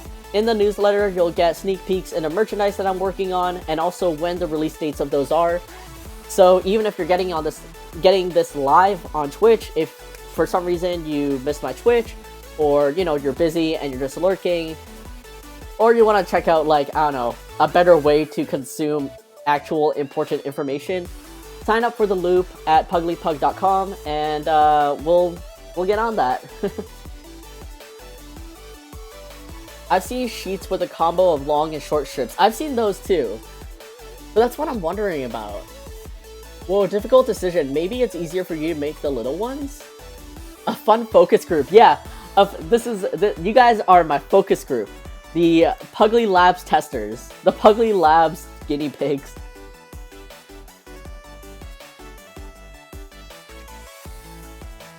Oh man. Yeah, I wonder, like, let's see, I am down with either, to be honest. The journal I use washi tape in is small, A6 size. Yeah, I realize, like, a lot of people's bullet journals are, like, the Hobonichi sizes, or, like, the traveler's notebook sizes, which are all, like, pretty narrow. So, yeah. You missed the opportunity to call it the poot. So, like, I use the word, I use poot very often in a lot of my branding. So the reason why I called it the Loop was because, one, the logo is a donut with the Puglie silhouette for the donut hole. And it's the idea that you guys are kept in the loop. And the loop is a donut. Like, a donut is literally a loop, right? So you guys are in the loop of what's happening with Puglie. Puglie lab rats. The Puglie Lab,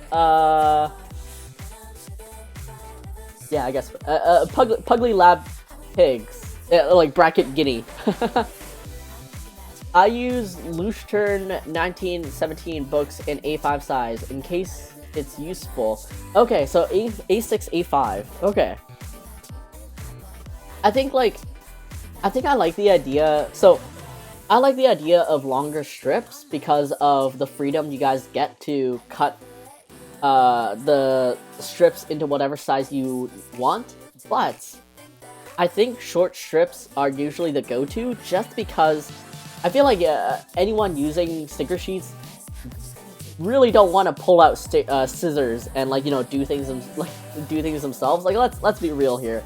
If we can have things provided to us in the way that we should use them, people are just gonna go for that. So maybe I'll do the 2" by 2 inches. And then if you guys need it smaller, then you guys can cut the 2 inches in half. But I think that should be a good size. Let's see. Yeah, that's a pretty decent size. Actually, I could even make it like 1.75 because I feel like that's a nice, like, sticking onto things size. I guess we'll see. Yeah, I have a Hobonichi. It's my first year in this journal, and I absolutely love the paper. I cannot stop touching it. Hey, good paper is really nice. Like, knowing the difference in paper, what works with pencils and pens, like, that's totally something to be celebrated. Oh, where was I? Oh, what did I call this? Donut. But I either use washi in bigger or smaller size. No problem, it depends on the spread. Yeah. It's like sometimes, like me personally, sometimes I use washi tape as like a line break almost. So I'll take a long strip and then it's like, hey, here's a new date or whatever. And then other times it's like, oh, I want to stick like a receipt or a photo into this. So it's like a cute washi corner or cute washi strip at the top. And pugtails are loops too. Oh yeah! Yeah, they are! They're little cinnamon rolls. I love them so much. And then you uncurl them and then they like get... You play with them a little bit and then they get upset and they're very offended. Oh, I love them so much. I miss people's pugs. Let's see. So I showed you guys the key tag. I showed you guys the keep on rolling key tag last time. Did I show you guys the lanyards I have coming out? Yes, my pug hates when we mess with her tail. They all get so offended and they're so upset and they'll just sit there and then they'll like turn their face to you like all scrunched up and I'm like, I love you so much. Lanyards. Okay, maybe I didn't show you guys the lanyards. I'm pretty sure I showed you guys the key tag, which I hope will come in time for Puglie-Palooza. I really hope so. I miss the pug shelter I'd go to. Safety precautions are important though. Yeah, absolutely. But you would go to a pug shelter? Like, is it kind of like a volunteer, like you would play with them and spend time with them? Or, is it like what do you do at the pug shelter? Yes, they sit on it and hide it from you. Like, the fuck you think you're doing? Oh, so cute. I have to go to bed. Have a really nice day. Ron, sweet dreams. Thank you so much for, again, being a part of this stream. Really appreciate you being all the way from Spain and spending your night with us. Have a really great night and a really great morning. And again, I appreciate you tons. A lot. Thank you so much again and again. And have a great night. Take care. If you get a pug, these streams need to change to just playing with my pug for 3 hours. Yeah, basically. Or I'll have a camera, like I'll split this phone where it's just my webcam and then a pug camera. And the pug camera is just like the pug's sleeping. Yes, only the key tag and pouches. Okay, cool. Thank you. Yes, volunteer. Clean up their business and chill with the elders. So cute. Oh my god. If I had more time, that would be my life. I would just love to volunteer at these places. Alright. You guys have to sleep soon, so let's pull this up. Why are you not showing up? Hello?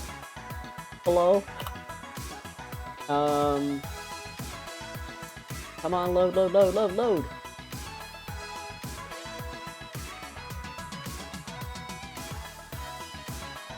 Alright, these are loading up. I hope they load up fast enough. They are pretty large files, so I guess that's why they are taking a long time.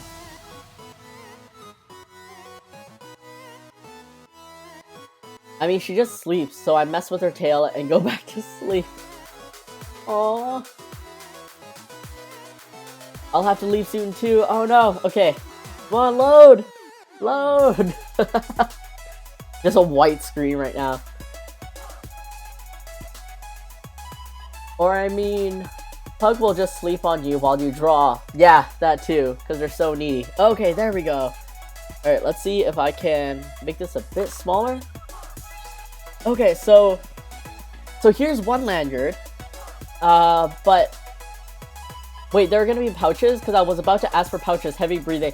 Yeah, there are going to be coin bags, actually. They're not like large pouches. They're going to be coin bags that can fit cash or your credit cards and just other little knickknacks, coins, of course. And yeah, they're going to be coin bags. I haven't thought about bringing back the bigger pouches yet. The pouches that are like this size, which like this is what I use to store my passport and stuff. And there's also so there's this pouch, and then inside it is like another little zipper area right here. So this is pretty good also for like IDs and stuff. This is actually a really useful pouch. I haven't put enough brain energy to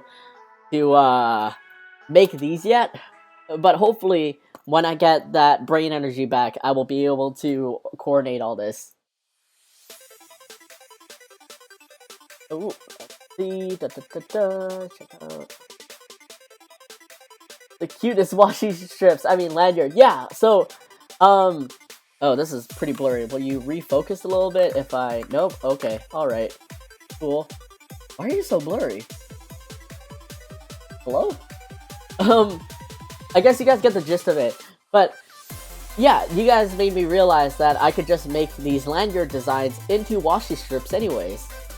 So yeah, this is one, and this is a lanyard, but here's something I want to try doing, and I want to try making mask holders. So essentially what this lanyard has is, instead of like having it cinched together at the center, like at the bottom, it'll actually have two lobster clasps like right here, so that you can hook your lanyard, you can hook your mask, like your mask rings, onto the lanyard. And hopefully it's not too heavy, it's not too cumbersome, and yeah, it's just a better way for you to have your mask like close to you, like in case you're drinking, like you're drinking a drink, or for some reason you need to take your mask off like real quickly, but you don't want to like awkwardly hold it or stuff it in your pocket. Hopefully this lanyard works, and you'll be able to have your mask just like, you know, around this area, and it's just on hand when you need it. So what kind of video game would Puglie have? Let's see. So my game idea for Puglie is half Tamagotchi-ish, where you actually take care of a Puglie, and half running a town of Puglies.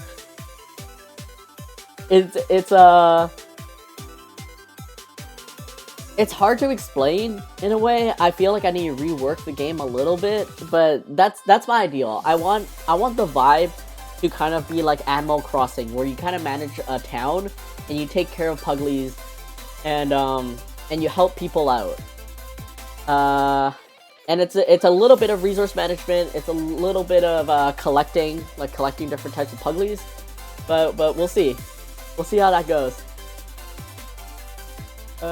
Oh yeah, and then I guess like this is gonna be a shorter lanyard than most lanyards, because like I don't want you guys to have your mask like dangling in the middle here, because that kind of seems like it's more there's more possibility of like getting random like dirty stuff on here. So yeah, somewhere here. But if you like wearing your lanyard closer, you can hook the two lobster clasps like together and like still hold a key card or something.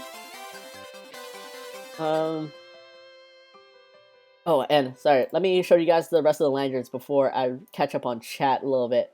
Oh yeah, so then this is the actual lanyard, which is going to be about 36 inches whole and like 18 inches like just on one side. And it's again just the grocery pattern, because I really like this pattern I made. I really like groceries, and I just like the icons that I drew. So just a little something that's like, oh, your day-to-day Puglie. And then here's a donut lanyard. So the lanyard itself is gonna look like a donut, but then in the middle of the donut is a bunch of mini Puglies poking through and eating through your donut and getting stuck in the sprinkles and the glaze and stuff like that. Yeah, just stupid things. I always want to try to create designs where it looks like Puglie. It's either a Puglie pattern, or ideally Puglie is interacting with something that makes it look like it's natural, like he's supposed to be there messing with something. So that's why I wanted to make the lanyard look like a donut, so then Puglie is literally interacting with what's supposed to be a donut, but is actually your lanyard. Oh. By the way, can you tell us more about the product you showed on your first TikTok video? Let's see, I showed you guys the e-tags, I think, and my eco bag / coin bag. So I can actually show you guys that. Let me close this real quick. And let me show you guys that real quick. And that's it. Zoom in. Hold on, let me grab it, and then I'll be able to show you guys on this bigger webcam.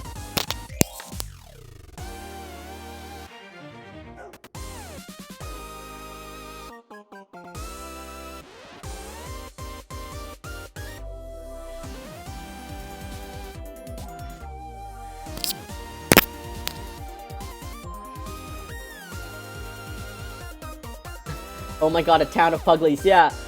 It's, I hope it's gonna be cute. Pug magnet mode. Like me, Tomo? I meant Tomodachi Life. Less like Tomodachi Life, because Tomodachi Life was like, your friends lived in a giant apartment complex, and it was more like interactive with each other.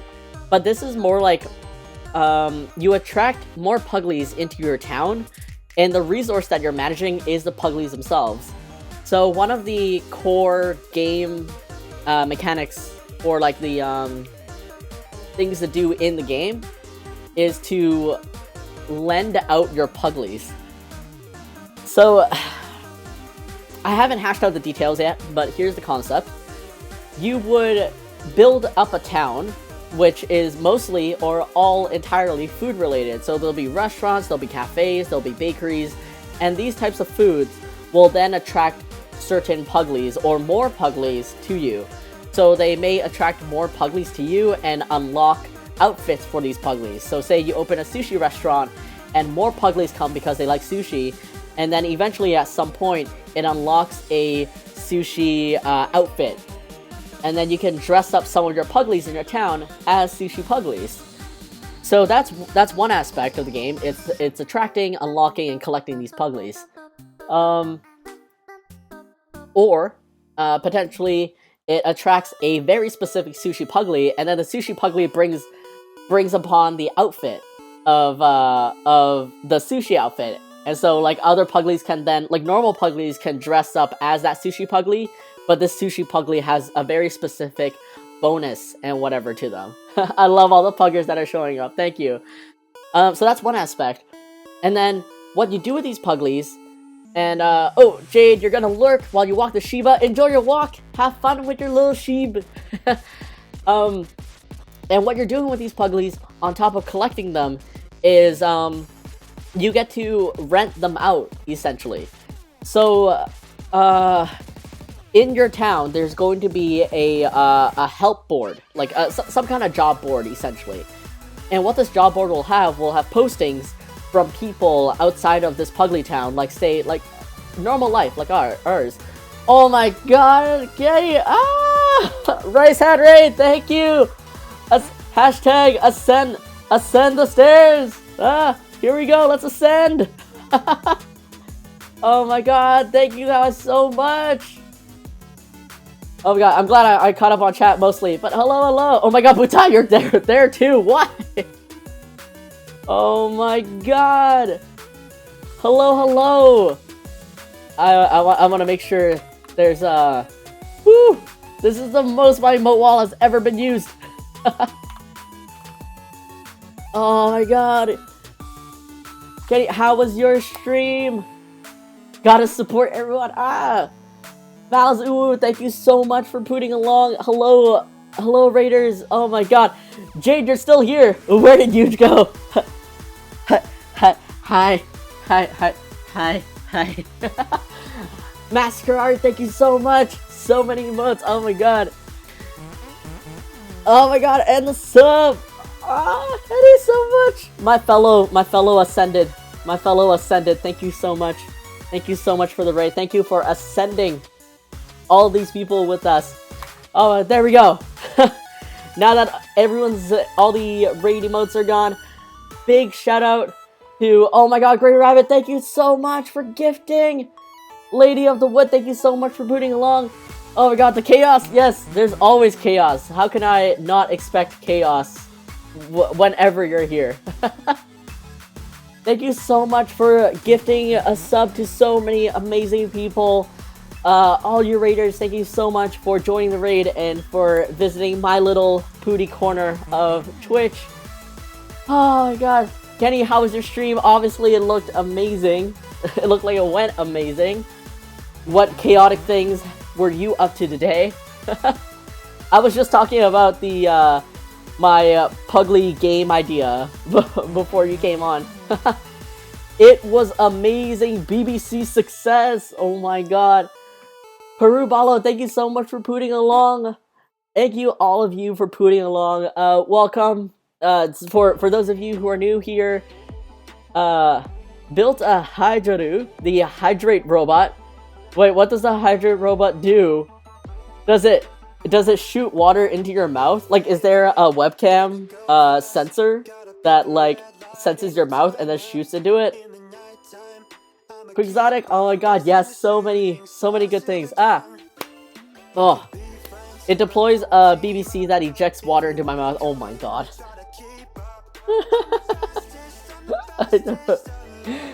There's no context for anyone who has never been on Kenny's channel.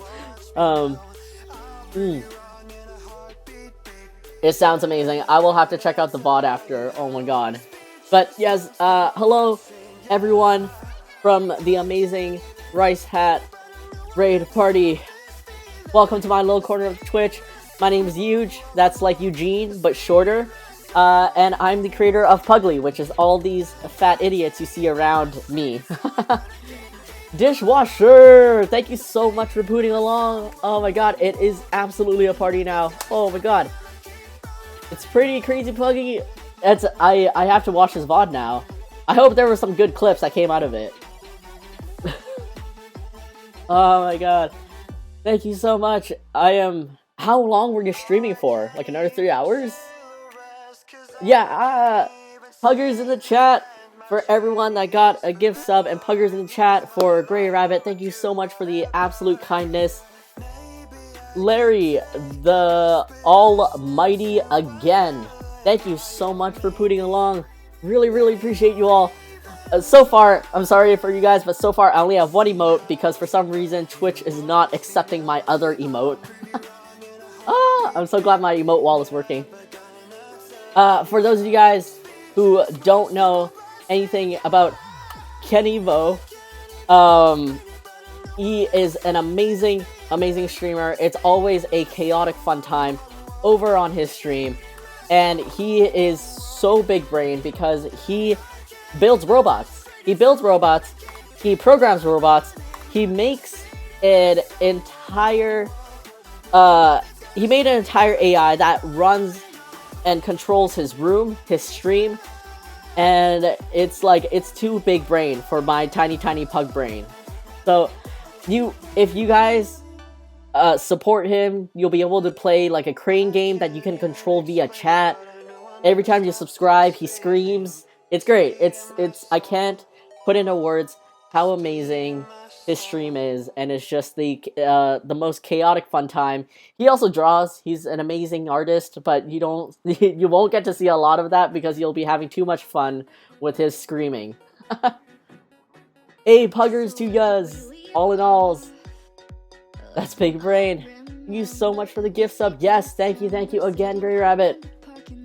Yeah, it's always a fun time. Butai and Knievo are always, like, I am so grateful to have met these two streamers on Twitch, and it all happened because my friend Carmen decided to raid Butai randomly, and then Butai is friends with Knievo, and then it all just went from there.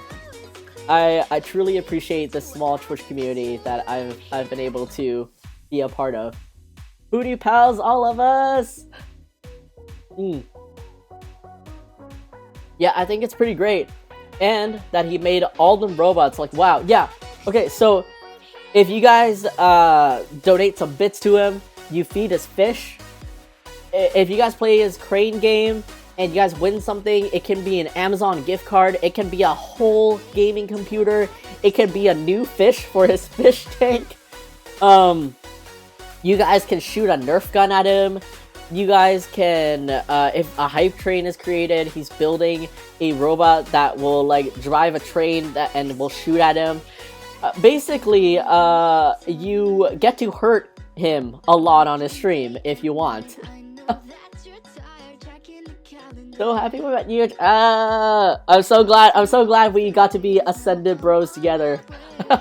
Much to Butai's lack of amusement. One time bought some cute merch. So in love with your art. Oh my god. Thank you so much, Malice. I really appreciate that. Oh my god, I have this whole Puglie convention. I have a thing called PugliePalooza that's coming up like end of May, starting of June. And I am stressed because there's so much to set up, but I am so excited for that. So I hope you'll be able to participate in PugliePalooza. We're gonna have events. We're gonna have like a detective game.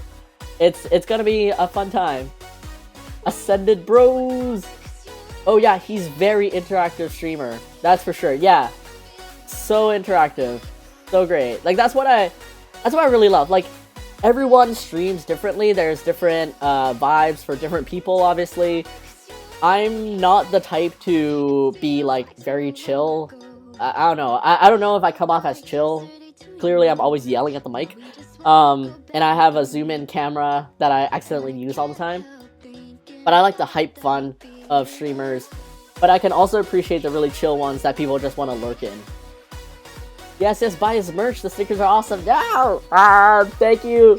Thank you so much. Oh my god, I forgot to pull it out because I have no stream deck. But again, everyone, thank you so much. I appreciate all of you so much. Especially appreciate Kenny over here. I can't say enough how much I appreciate all of you. I can't wait to see the stickers and my candy corn pug. Thank you.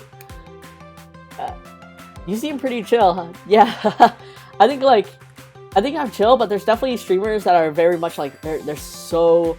I think even just their natural mannerisms, like they're very soft spoken and stuff. Whereas I very much vibe with Kenny's screaming Super Saiyan.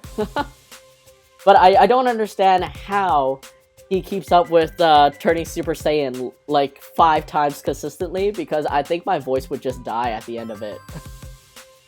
The new long leggies are so good. Yeah, my April Fool's chaotic long leggies. Oh my god, I love them so much. But yeah, oh man. So I was talking about the Puglie game that I one day want to create, and how like you build a town of Puglies, and you use like these town buildings, which are mostly restaurants, cafes, and bakeries, to attract pugs. And your resource is these pugs. Super Saiyan don't have limits, that's true. Push past them, plus Ultra. Hell yeah. And yeah, some streamers can be that way. Sorry, mid-burp. And yeah, some streamers can be that way, but they don't always bring the bang to the stream. Yeah, for sure. So, different strokes for different folks. Wow, that's such a good idea. Let me know if you need a hand with that. More than happy to help. Thank you so much. It's been on my... It's like one of my milestones, basically. My first milestone at the moment is finishing my Puglie comic, which is very not going because I'm so busy. But after I'm done my comic, I would love to then kind of slowly chip away at this game, even if it's proof of concept. But first of all, you manage this town of Puglies that will attract more Puglies, and you can attract different Puglies in different costumes to come to your town. And then, ooh, thank you, Streamlabs. I will stay hydrated.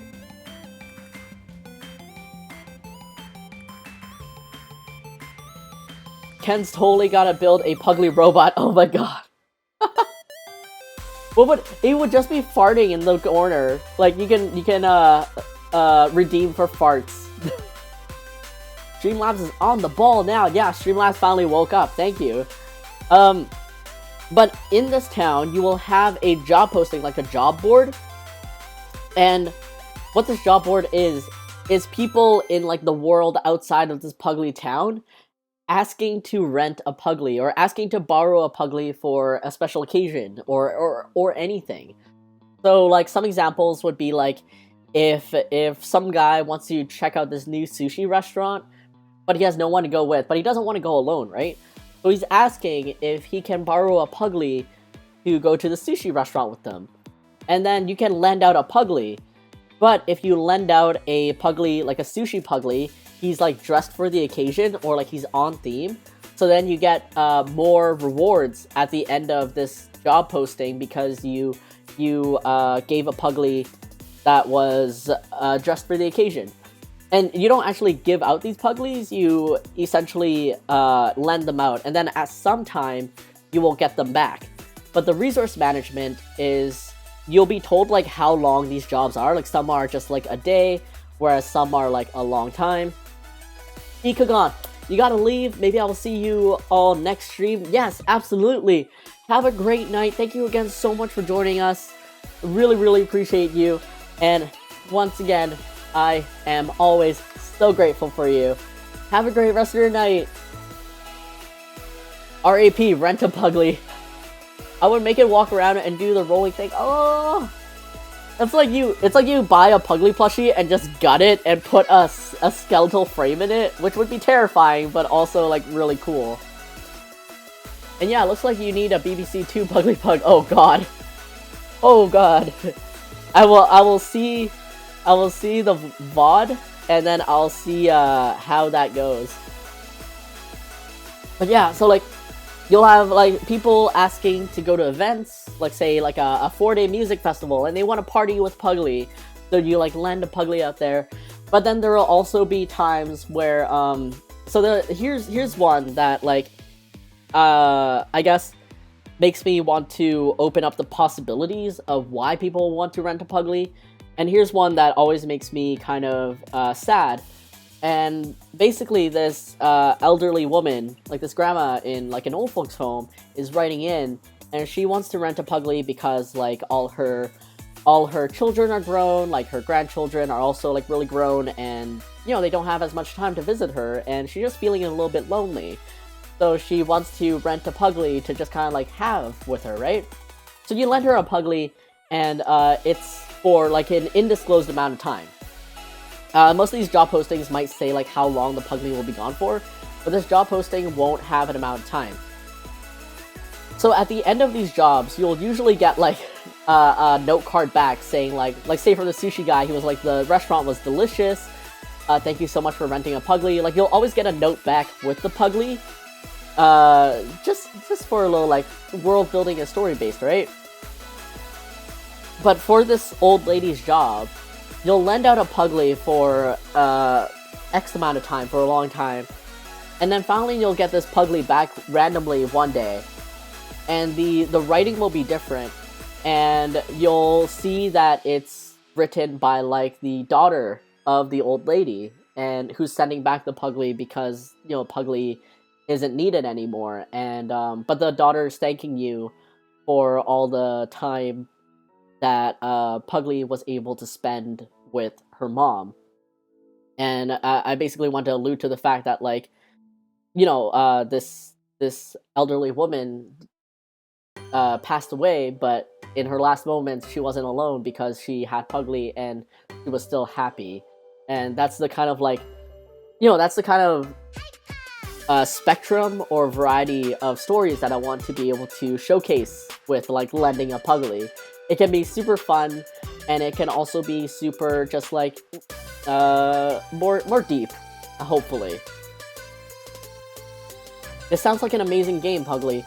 Totally make this a thing. Sounds like an amazing mobile game. Yeah. I insert cry Puglie emote. Oh my god, yeah. So as my title says, but usually Twitch titles never actually work out, I'm supposed to be working on this emote, which is a very sad PugliePug. Pot UX, thank you so much for putting along. Really appreciate you being here. And I hope you enjoy all that is Puglie. And I guess me. But yeah, I've thought about this for a mobile game. I would love it for the Switch if it had like that kind of capability. I guess it's a part of like deciding how big the scope is and what the controls are that I will have to think more into. I need to head out too, huge. I have a dinner to make. Ain't nobody like Hangry Booty Pal. Have a great rest of your stream. Get that emote done. Thank you so much, Grey Rabbit, for joining and for being so generous, for leading a hype train, and for also just gifting so many people subs to me. I really, really, really appreciate you. And I hope you have an amazing, amazing dinner. Thank you so much again. I hope to see you next stream. Oh yeah, I could see it all in my head with each thing you were describing. I'd love to play this. Yeah, I would love to, well, one, I would love to create this, even though I know games take such a long time.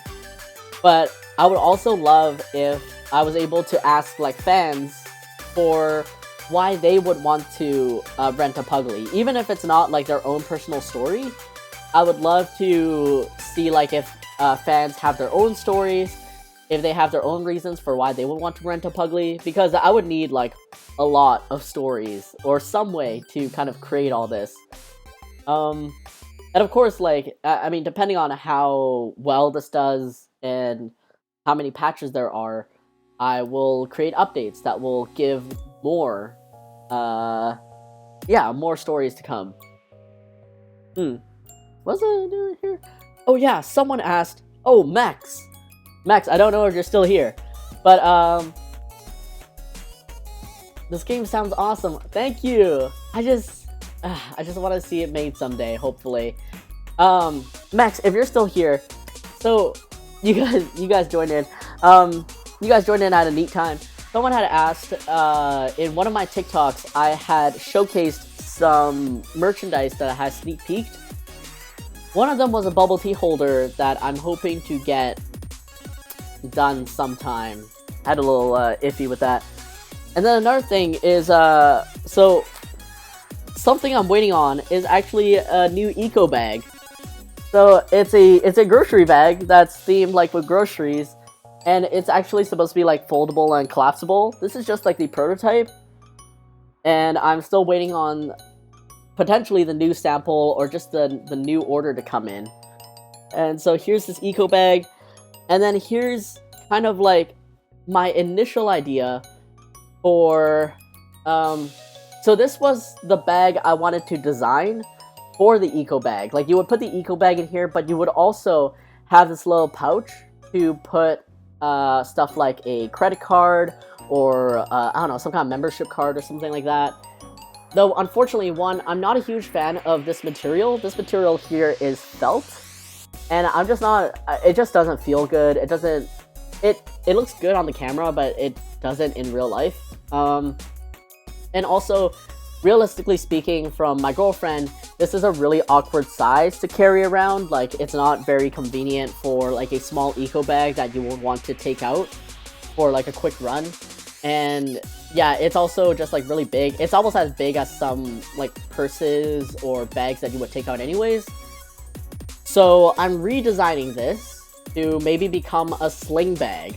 I haven't designed it yet, but this was prototype number 1 for what could be. So that's two things, and then, yeah, add a bubble tea holder. I think that's about it, maybe? Oh, catching up on chat. I'd like to rent a Puglie to go on an adventure with and help fight Puglie gang. Would you do the programming or hire a third party? Oh, I would absolutely hire a third party. I don't know how to program for, like, even if my life depended on it. I would be like, I can't. I don't know how to do this. I am an absolutely awful programmer. I mean, I guess, realistically speaking, I didn't learn programming. That's a lie. I didn't learn programming in a way that would program games. So I am not ready to invest that much knowledge into it. The grocery bag is perfect. Thank you, thank you. I'm really happy with the design, so I'm really happy that it came out. Holy shy, that's cool as fuck. Ah, thank you, thank you. Now I gotta go too. Thanks for the great stream. Yes, gaming again. Thank you so much for resubscribing and for always being here. Really appreciate you, and have a great rest of your day. Thank you so much, and have fun out there. That was a really weird buy. Well, you could just make the top emblem part smaller, or just make the whole thing a purse, which might be even better. Yeah, so what I'm actually gonna end up doing is, like, I won't make this a purse per se, but I want to make it into a sling bag. So, like, a bag that you would wear, like, across the shoulder. And then I would make this a little bit bigger and kind of get a type of material that's a lot sturdier. But, yeah, just stuff to design. And I would definitely get rid of the felt and somehow make this a bit more cohesive.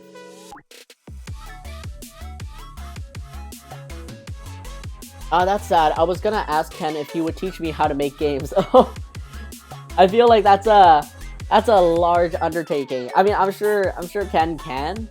I absolutely think he can. He could probably program a robot to make a game, but yeah, I am just not big brain enough for this stuff. Absolutely. Whew. All right, caught up on chat. Let's line art this little Puglie, color it, and then let's try to get this done. And then let's see if I can raid someone at the end too. Eee. I gotta ask you about merch and drawing. Yes, absolutely. Anytime you got questions, you need help with that, feel free to message me. I am down to always share this kind of info.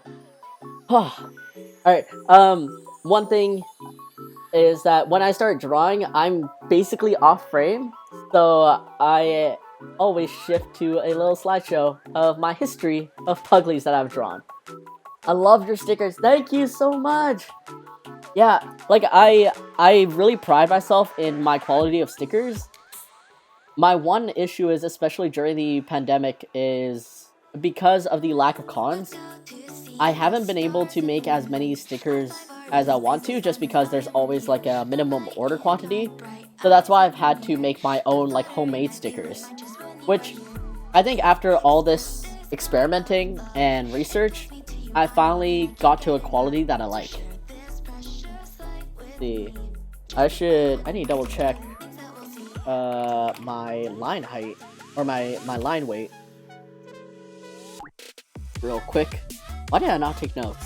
Why did I not give myself a number for what this weight is?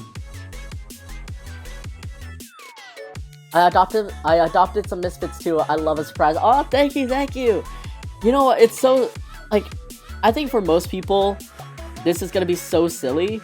But for me, because I made Puglie. Like, Puglie is my ideal imaginary pug, I guess. And so when I make merch or anything, I'm just so happy because it's like this imaginary dog that came from my brain is able to become like a reality, like a physical thing, even if it's not like a real pug. And so when I create these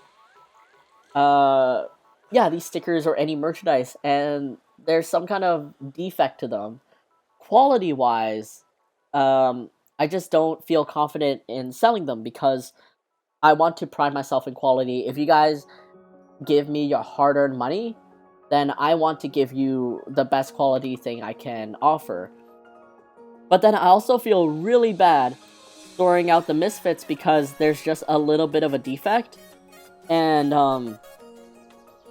then I get like actually sad inside that they might go to the garbage just because they look a little bit off. So that's why I created the Misfits. But when I used to get the plushies made in mass and then shipped to me, like to my house, and I would actually store 500 plushies in my apartment, or well, back then in my house and then in my apartment, it's a disaster. When we were doing the quality checks, and when my girlfriend would be helping me count the amount of inventory, she would count them, like she would grab them out of the box and then count them and just toss them on the ground. And my heart would break. I would have to tell her, like, oh, can you put them gently on the ground? Because, like, even though I designed my plushies to be, in my words, big enough to huddle with, but small enough to throw like a football, I just felt so sad seeing them being thrown on the ground. and like just kind of rolling once they hit the ground and stuff. So I was like, oh, can you put them a bit more gently on the ground? So yeah, that's me. That's me and my pug, my imaginary pug. Hell yeah. LOL, well, each brand has its misfits. Yeah, for sure. I mean, I know some people just like I mean, bigger companies just end up destroying it or throwing it away. I know most small businesses just sell it at a discount rate, which I think is fair. And sometimes the misfits aren't even that bad. It's like maybe a speck of paint that wasn't supposed to be there. So for some people, it's like, oh, they get a good deal, and they don't mind it at all. It actually becomes a unique product for them because they have like a one-of-one of this product in this way.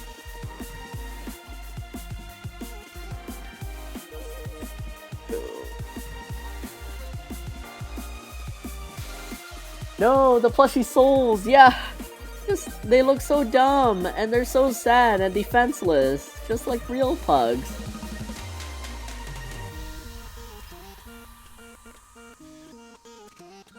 I'm a misfit too, so I love them already. I'm so happy that I'm going to be sporting a one-of-a-kind. Oh, thank you! I will come back for the taco pugs. I didn't see them until now. So cute. Oh, thank you, anytime. I mean, my taco puglies still have like a decent handful, so I don't think you're gonna miss out anytime soon. And again, Puglie is coming up June 1st, so I think you'll definitely enjoy everything I have in store for Puglie.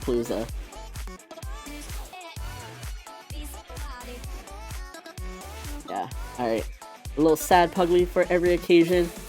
And then one thing I need to test out sometime soon is gaming on my...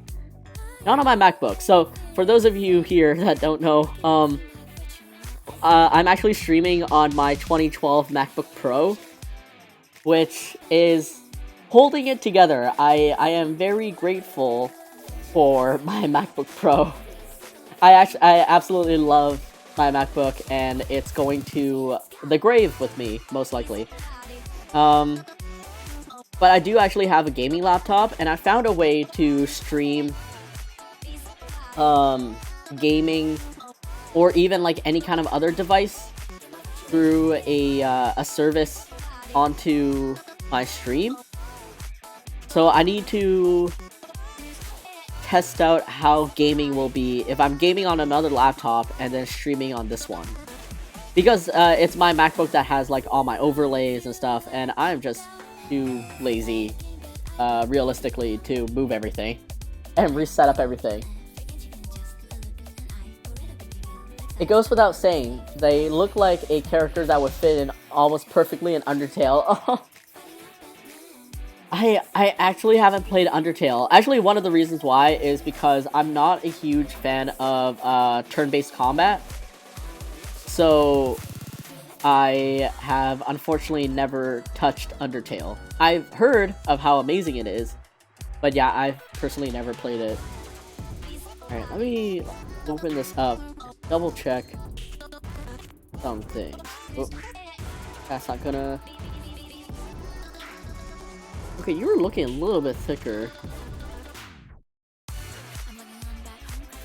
Oh, why are you not sensing this? Okay, you're not sensing this. Mouse! Your job.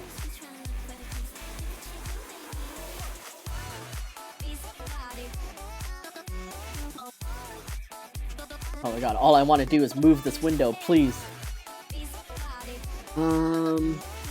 Actually, you're pretty much the same. Alright, I'm gonna do it in one line art thickness and then try in another.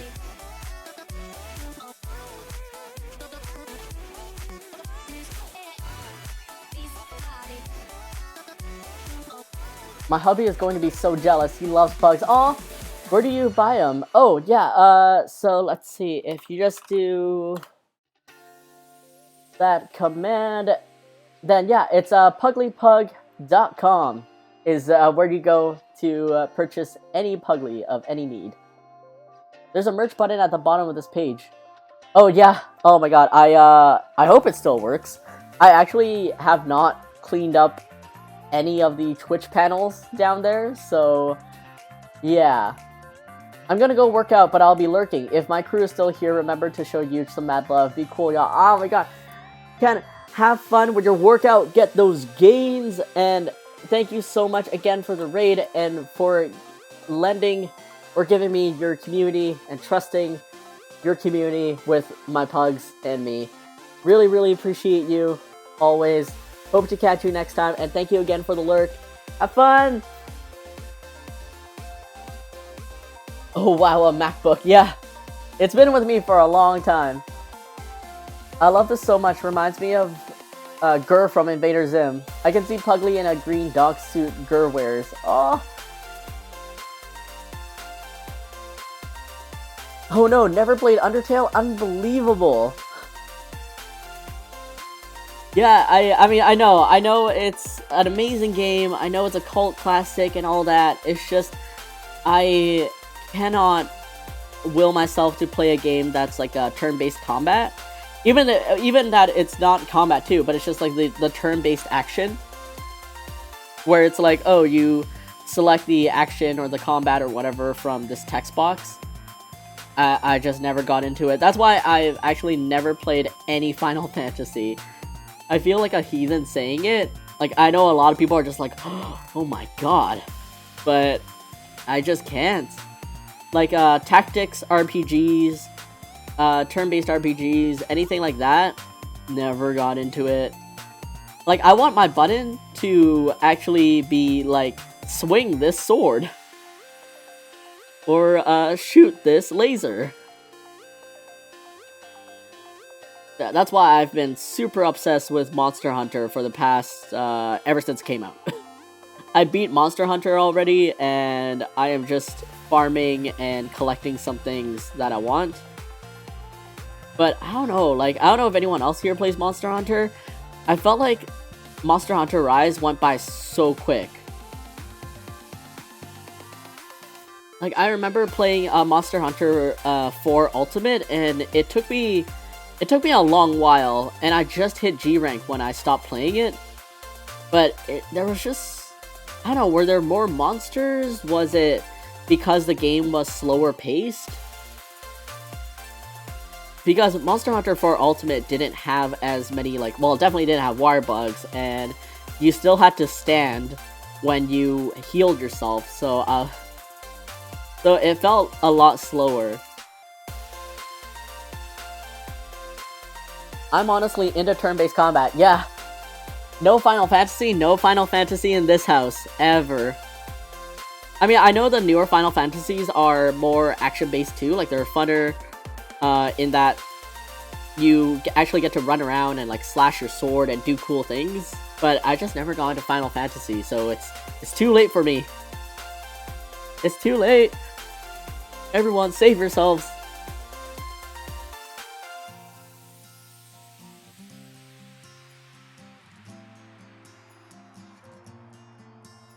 Yeah, one day I would like to maybe do gaming streams. I've said this before to the people that have watched me consistently, that like I think I do enjoy streaming once a week.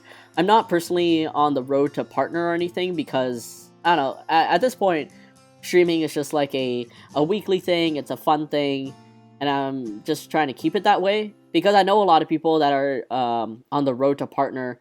At some point, they can get kind of burnt out because they need to be so consistent with so many hours invested into streaming. But for me, I'm just like, okay, just set once a week and have fun with it. And I've been doing really well, I think. And I think also once a week is a good amount of time for me to, I don't know, live life. And then every week I can actually tell you guys like what's been going on in life, because whenever someone asks me like how I'm doing, I have to think really hard about it.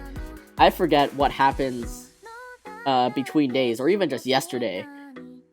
So having 7 days before I see someone and then like catching up with them, I feel like it's a lot funner.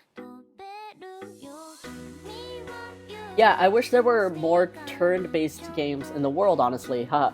Speaking of making video games, though, that's the kind I was thinking of making one day, was turn-based. Aw. I mean, yeah, obviously turn-based video games and stuff is such a, well-loved franchise. Have you actually played, Ikenfell, or Ekenfell? I really should know how to pronounce this. It's an extension of the PewDiePie community. Yeah, absolutely. Like, I do really appreciate, truly, all of you being here, and, like, being able to spend, an hour or two chatting with you guys is so fun, because I get to know you guys, I get to show you guys, what I've been working on, what I'm excited about, and hopefully you guys are excited about when it comes to Puglie. And this is all just for us to have fun, and I am really glad, I'm really thankful that you guys seem to be having as much fun as I am being here. Oh my god. Yeah, Monster Hunter is awesome and obviously another classic. But the reason why you ran out of Monster Hunter so quick is because that's base game. And with Monster Hunter, they always plan up and make a second part of the game they called Ultimate of the same title. Yeah, that is true. That is very true. But I do love Monster Hunter so much. Absolutely my favorite game. Or at least that's how it's been so far. I mean, yeah, you are right. I feel like I've just never really noticed it. But yeah, you are right. No, I don't think I have, but I've seen a lot around about Ikenfell. Yeah, I mean, if you enjoy turn-based, I think Ikenfell is a good like game to maybe check out if you're into the art or into maybe the story. I heard it's a really fun turn-based combat, like one that's different from traditional but still is turn-based. So I don't know, it might be worth it. Let's see. Actually, this is turning out pretty cute. I give him little bit rounded out roll.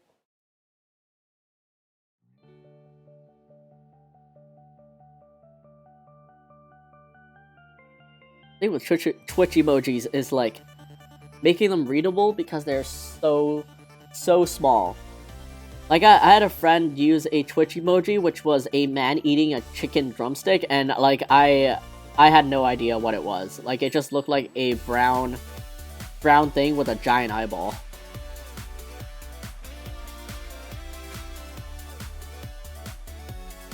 But I guess the fun thing is, like, if you know what it is, then, like, that's what's fun for you.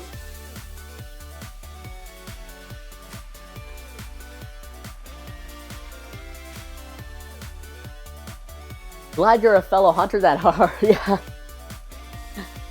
I really appreciate Monster Hunter Rise because I feel like Monster Hunter was able to make the game so much more faster paced without actually giving up on what makes the game great, which is like the weight of the weapons and oh, hold on, sorry, let me double check this real quick. Without giving up the weight of the weapons, the weight of the monsters, and the combat. So that's what I really love about Monster Hunter. It's the weight of everything. They make combat and you fighting a giant monster feel so good. Whereas, like, games like Bayonetta and Devil May Cry and stuff like that, or Castlevania, like the newer Castlevanias, it's meant to be fast-paced and stylish, so you're very much, like, whipping around in the air. But so much of the combat, I don't know, it just feels so...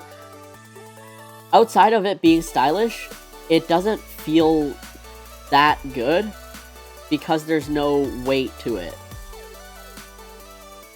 So that's what I really appreciate about Monster Hunter. And then the fact that you can become stronger in Monster Hunter like via your weapons and your armors and also the skills.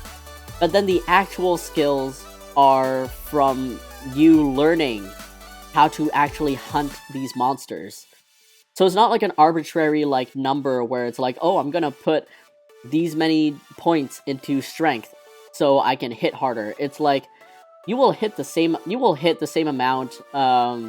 You might hit harder because of your weapon, but you can also run into a fight completely naked with a base weapon and still do like mad damage and get no injuries or hit or anything just because you are skilled at the game. And I just love that so much. Ooh, I better be hydrated. One of my childhood most favorite was a turn-based game. Heavily storied though. Maybe I can convince you to play it someday. Maybe. I actually don't play as many story games anymore. Just because I get so busy. And I get usually swamped and steamrolled by work more often than not. So I end up needing to put down the game. And then if it's story-based or just a very long game, then I lose track of where I am. Like, the moment I go back into the game, I have no idea where I'm going, I don't know what has happened, and I don't know where my aim is. So that's usually why I don't play these games anymore.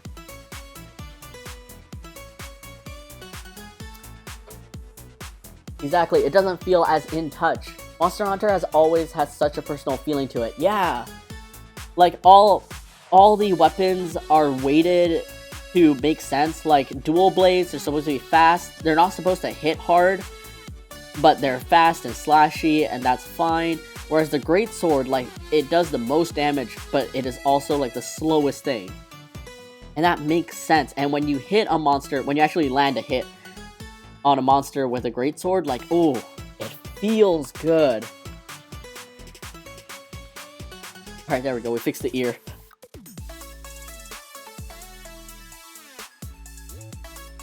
That's so sad. Yeah, actually, one of the, I think a lot of people would also be surprised that I've actually never beat a Pokemon game either.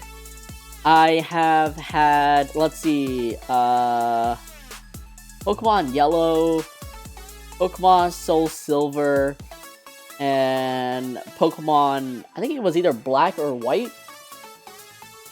I've never had a Pokemon game where I beat it. Because inevitably, I would get busy. Or, sorry, I would play it halfway, or nearly halfway. I would play it halfway, or like nearly to the end. And then I have to put it down. And then the moment I pick it up again, it's, like, I have no idea where I am. Like, I don't know what town I'm in. I don't know which town I'm supposed to be going to. Never beat a Pokemon game in my life. Captain Pugster! Hello! Thank you again for joining on the stream! We are just working on this emote right now. And unfortunately, my butt emote has not been approved yet for some reason. So I will have to resubmit that along with this submission and hope it gets approved.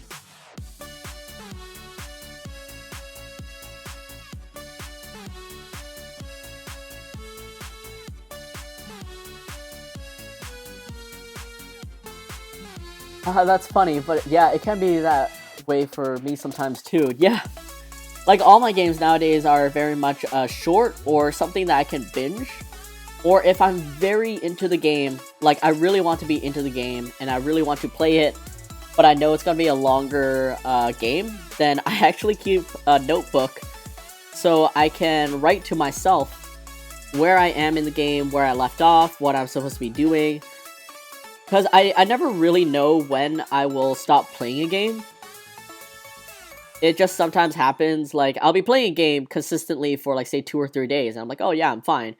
And then one night, I'll just be like, oh man, I have so much work to do, and then I'll just keep working, and then consistently for many nights, I'll keep working.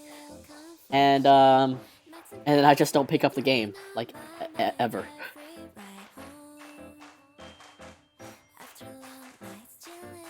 Great. Oh, little sad Puglie for those sad moments. or for, you know, when I'm gaming and I miss a shot or something. I think this actually translated well. Let's see if I can add something to this little Puglie. Delete this. Move this down a bit.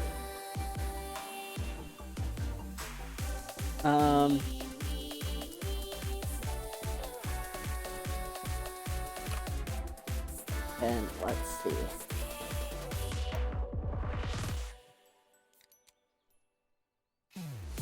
Wait, what the fuck? Who wouldn't approve these? Yeah, I don't know. I don't know. Maybe if like, oh, wrong thing to click on. There we go. Yeah, I don't know if like, maybe there was a bug when I was uploading the emote to the server and it never actually got to the Twitch admins, but it's just showing up as waiting for approval. I have no idea.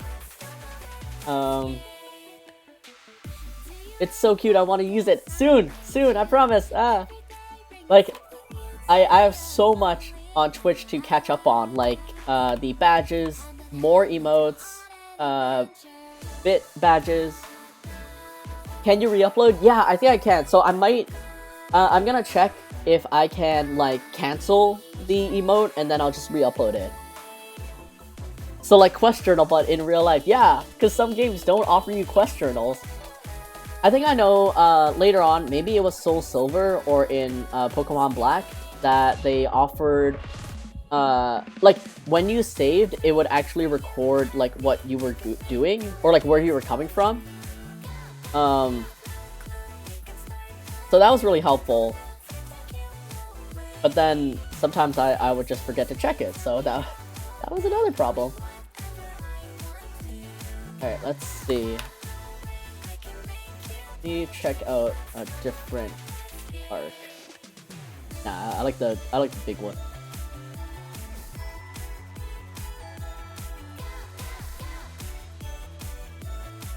This emote, I must spam with this one.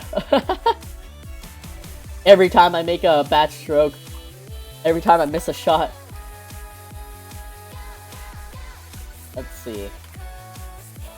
I wonder...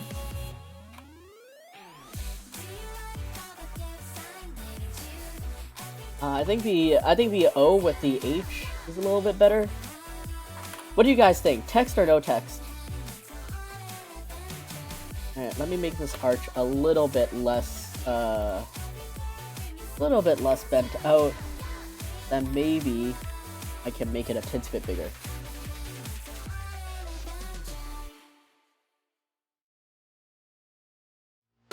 Make it right to the edge, so that's as big as possible.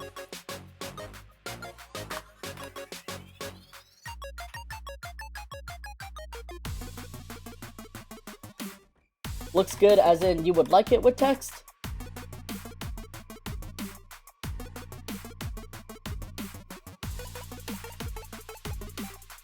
Okay, I need you to prefer for text A. Well, I can tell you one thing, these Puglies are cute, and almost an ideal thing for their own category or whatever you would call it. And are perfect for their own little adventure game. Can't wait to see their progress. Thank you so much. Yeah, I'm really glad that that I've made Puglie so adaptable to so many things. And I am really grateful for the community that supports Puglie, that supports me, obviously, and are here for it.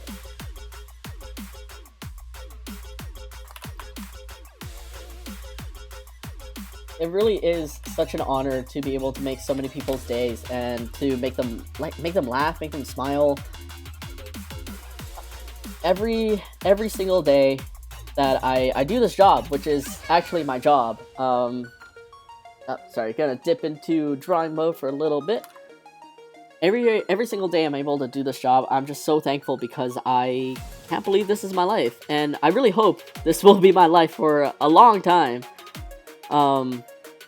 The pandemic is definitely a bit hard for not only me, but also like tons of other small businesses. But yeah, hopefully I'll be able to adventure with Puglie and all of you for a lot longer. then I guess I expect to. I can't help but think that most of the time, when it comes to like my own achievements, I am a pessimist. I'm always pretty certain that, you know, my luck will run out or things will, you know, just not work anymore. But I try to keep my chin up as best I can, and all of you here, always being so happy and excited to see Puglie, to see all the new stuff that's coming out, it just warms my heart. Let's see. Man, when emotes are this small, like every little stroke changes the shape.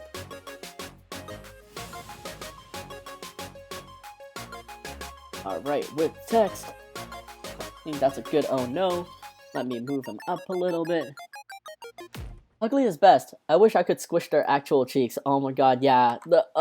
Pug cheeks are the best. Like, I have this one friend who has like who has her pug named Tater Tots, and he is just the biggest, roundest boy.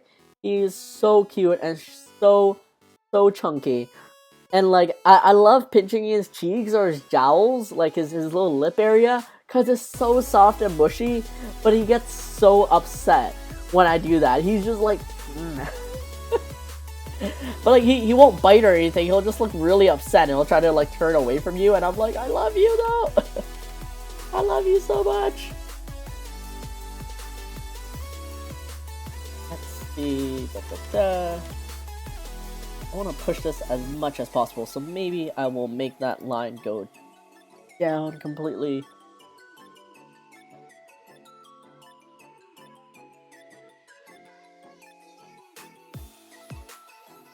There we go. And then it's okay for the arms to be floating a little bit. And the bend on this is fine. Alright. Like looking at the pixels like, down one, up one. Yeah, that's really bad. It never should have happened, but you'll pull out of it and gain success. Keep up the good work. Thank you so much. Maybe an outline around the oh no? Let's try. Or actually, let's because my one worry with the outline is that it will make the text smaller in a way. Let's try. Stroke. And I want to make this a little bit thicker so that it doesn't look so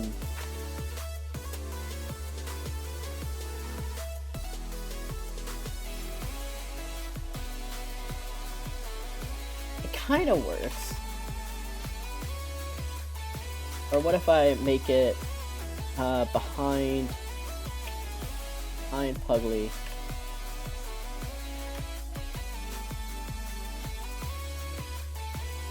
That works. Alright, let's try two things. Let's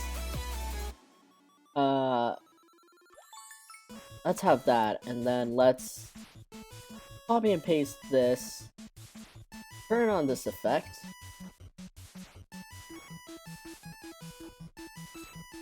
shrink this a little bit, and extend this over here.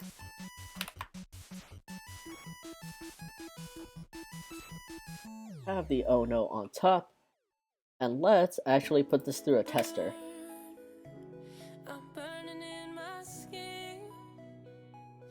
Oh, okay. I was like, where did my save go?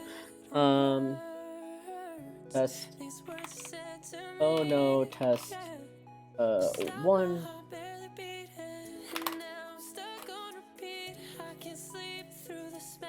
And let's do. Oh, wrong one to delete.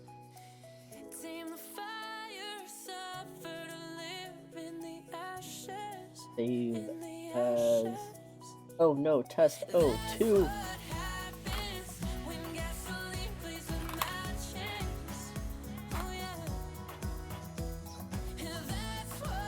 Puglie marshmallows only available at Puglie Mart. Oh man, I wanna draw a roasted a toasted marshmallow Puglie, like him on a little stick.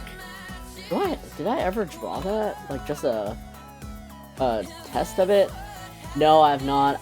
That's one of the things I want to draw. I want to come out with like a camp series or something, and it's like Puglie toasted marshmallow, and it's like there's a little stick, and he's a little bit on fire. Like you know when you roast a marshmallow, right? And then like it actually catches on fire just a little bit in the corner. I work at an online grocery pickup where people park the cars, and I load them up. My fave customer brings her 1-year-old pug named Tugger.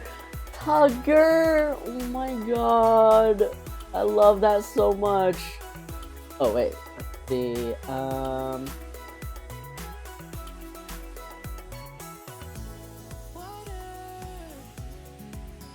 Let's see. Let's see.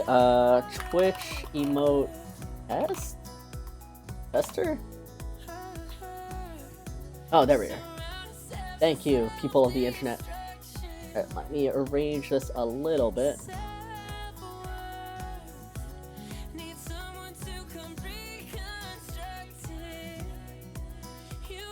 Okay, I'll look forward to that. I have so many events I have in my head, like, hold on, let me just arrange this window a little bit better. Yeah, I have so many kind of like, because the way I operate Puglie and the way I kind of motivate myself to create more Puglie stuff is that I theme everything. So like everything has a little story, has a little event, has a little experience. So I always group up things in my head by like a theme, basically. Alright, let's browse. Show all files.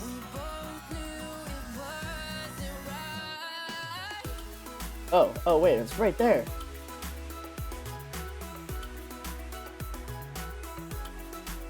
And let's preview, show all files. Number 2. Alright, preview this. Alright, so this is what it looks like with the outline. Alright, that's what it looks like with the outline, and that's like light and dark. I know even on my screen it's gonna look small. Okay, that's kind of cute. Alright, let's do the lighter one. Yeah, so definitely without the outline, it will show a lot less on like the light screens. It is Puglie's world. It really is. That's what I hope to do. Like Puglie in my head is very much like real. Like he has a story. He has a way of reacting to things.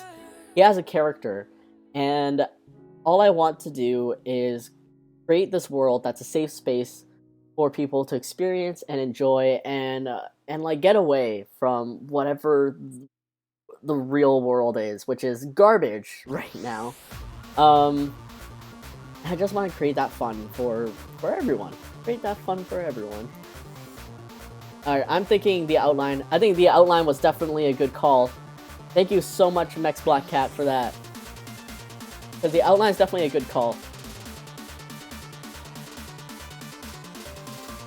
With it being so small, it almost looks like Oho. But you know what? Like, it's still fine, still fine.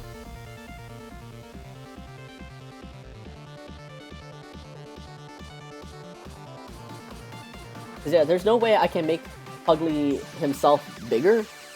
So it's like there's gonna be that much vertical space regardless of if I took out the text or not, so I might as well try to make it like a message. Alright, I think we have our winner. Whoa, I didn't know. This is a new browser. I never knew how to, I don't know how to use it. Alright, let's this and this that I'm deleting. Save this. And yeah, I'll save it all later. Alright. Ah, we got an emote done. Yes. Alright, after the stream, I am going to resubmit my Puglie emote. For those of you guys who don't know what I'm actually talking about, let me pull it up real quick. Twitch emote number 2. So I actually have this butt emote that has been pending for, I think, a week now, nearing 2 weeks. I don't know why it hasn't been approved yet, but I am waiting for it. But yeah, before everyone heads out, I definitely want to try to raid someone. But before I do the closing ceremony of this Puglie stream, I want to truly, once again, appreciate and thank you all so much for being here. Thank you, Kenny, for the lurk. Hope you're getting those mad gains. And also thank you for giving me the opportunity to entertain your community. Thank you, all of you who came from Kenny's stream and has stayed. And I hopefully enjoyed Puglie for all that he is. And for all you Pootie Pals that have been with me for nearly every stream, thank you so much always for being here. I really, really appreciate all of you. I don't know why I'm here, but I'm having fun, and that's all because of you guys. So, without further ado, let me... Oh my god, Peggy's still here. Thank you. Puggers in the chat, heart in the chat. I got a scrolling bar for all the lovely, lovely Pootie Pals, the subscribers that are supporting me and Puglie here. Oh, what happened to my GIF? Oh, wait, I know what happened to my GIF. Oh, no. I need to reload that sometime. Do I? Wait, raid. There we go. Okay. I wanna make sure this GIF plays so that you guys can see him in all his glory. Long leggy. Oh wait, wait, that's the PSD. That's why it's not playing. Where are you? Where are you? Where are you? Where are you? Where are you? Where are you? Long leggy dance. There we go.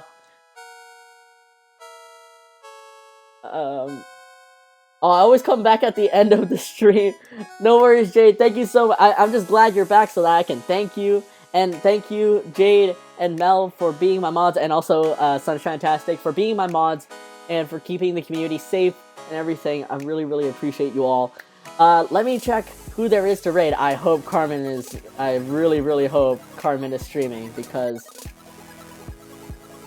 Oh! Okay, Carmen is not streaming! Damn it! Every time. Okay, I'm gonna one of these days, we're gonna get Carmen back, you know. Oh my god, Jade, thank you so much for posting those raid messages. I am going to do this so that I don't get kicked out of my own raid. I'm gonna hope to be able to do this so I don't get kicked out of my own raid. So yeah, any of you guys that are into that want to join in on the raid, I would really appreciate it. Appreciate it to show Butai some love, who is an amazing, amazing artist, really, really sweet, sweet person, and right now she is doing some amazing traditional artwork.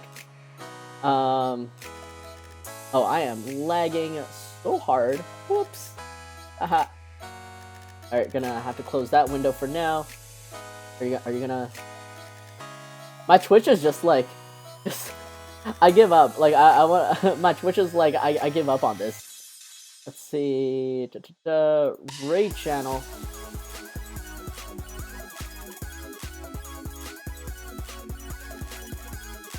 Is it working?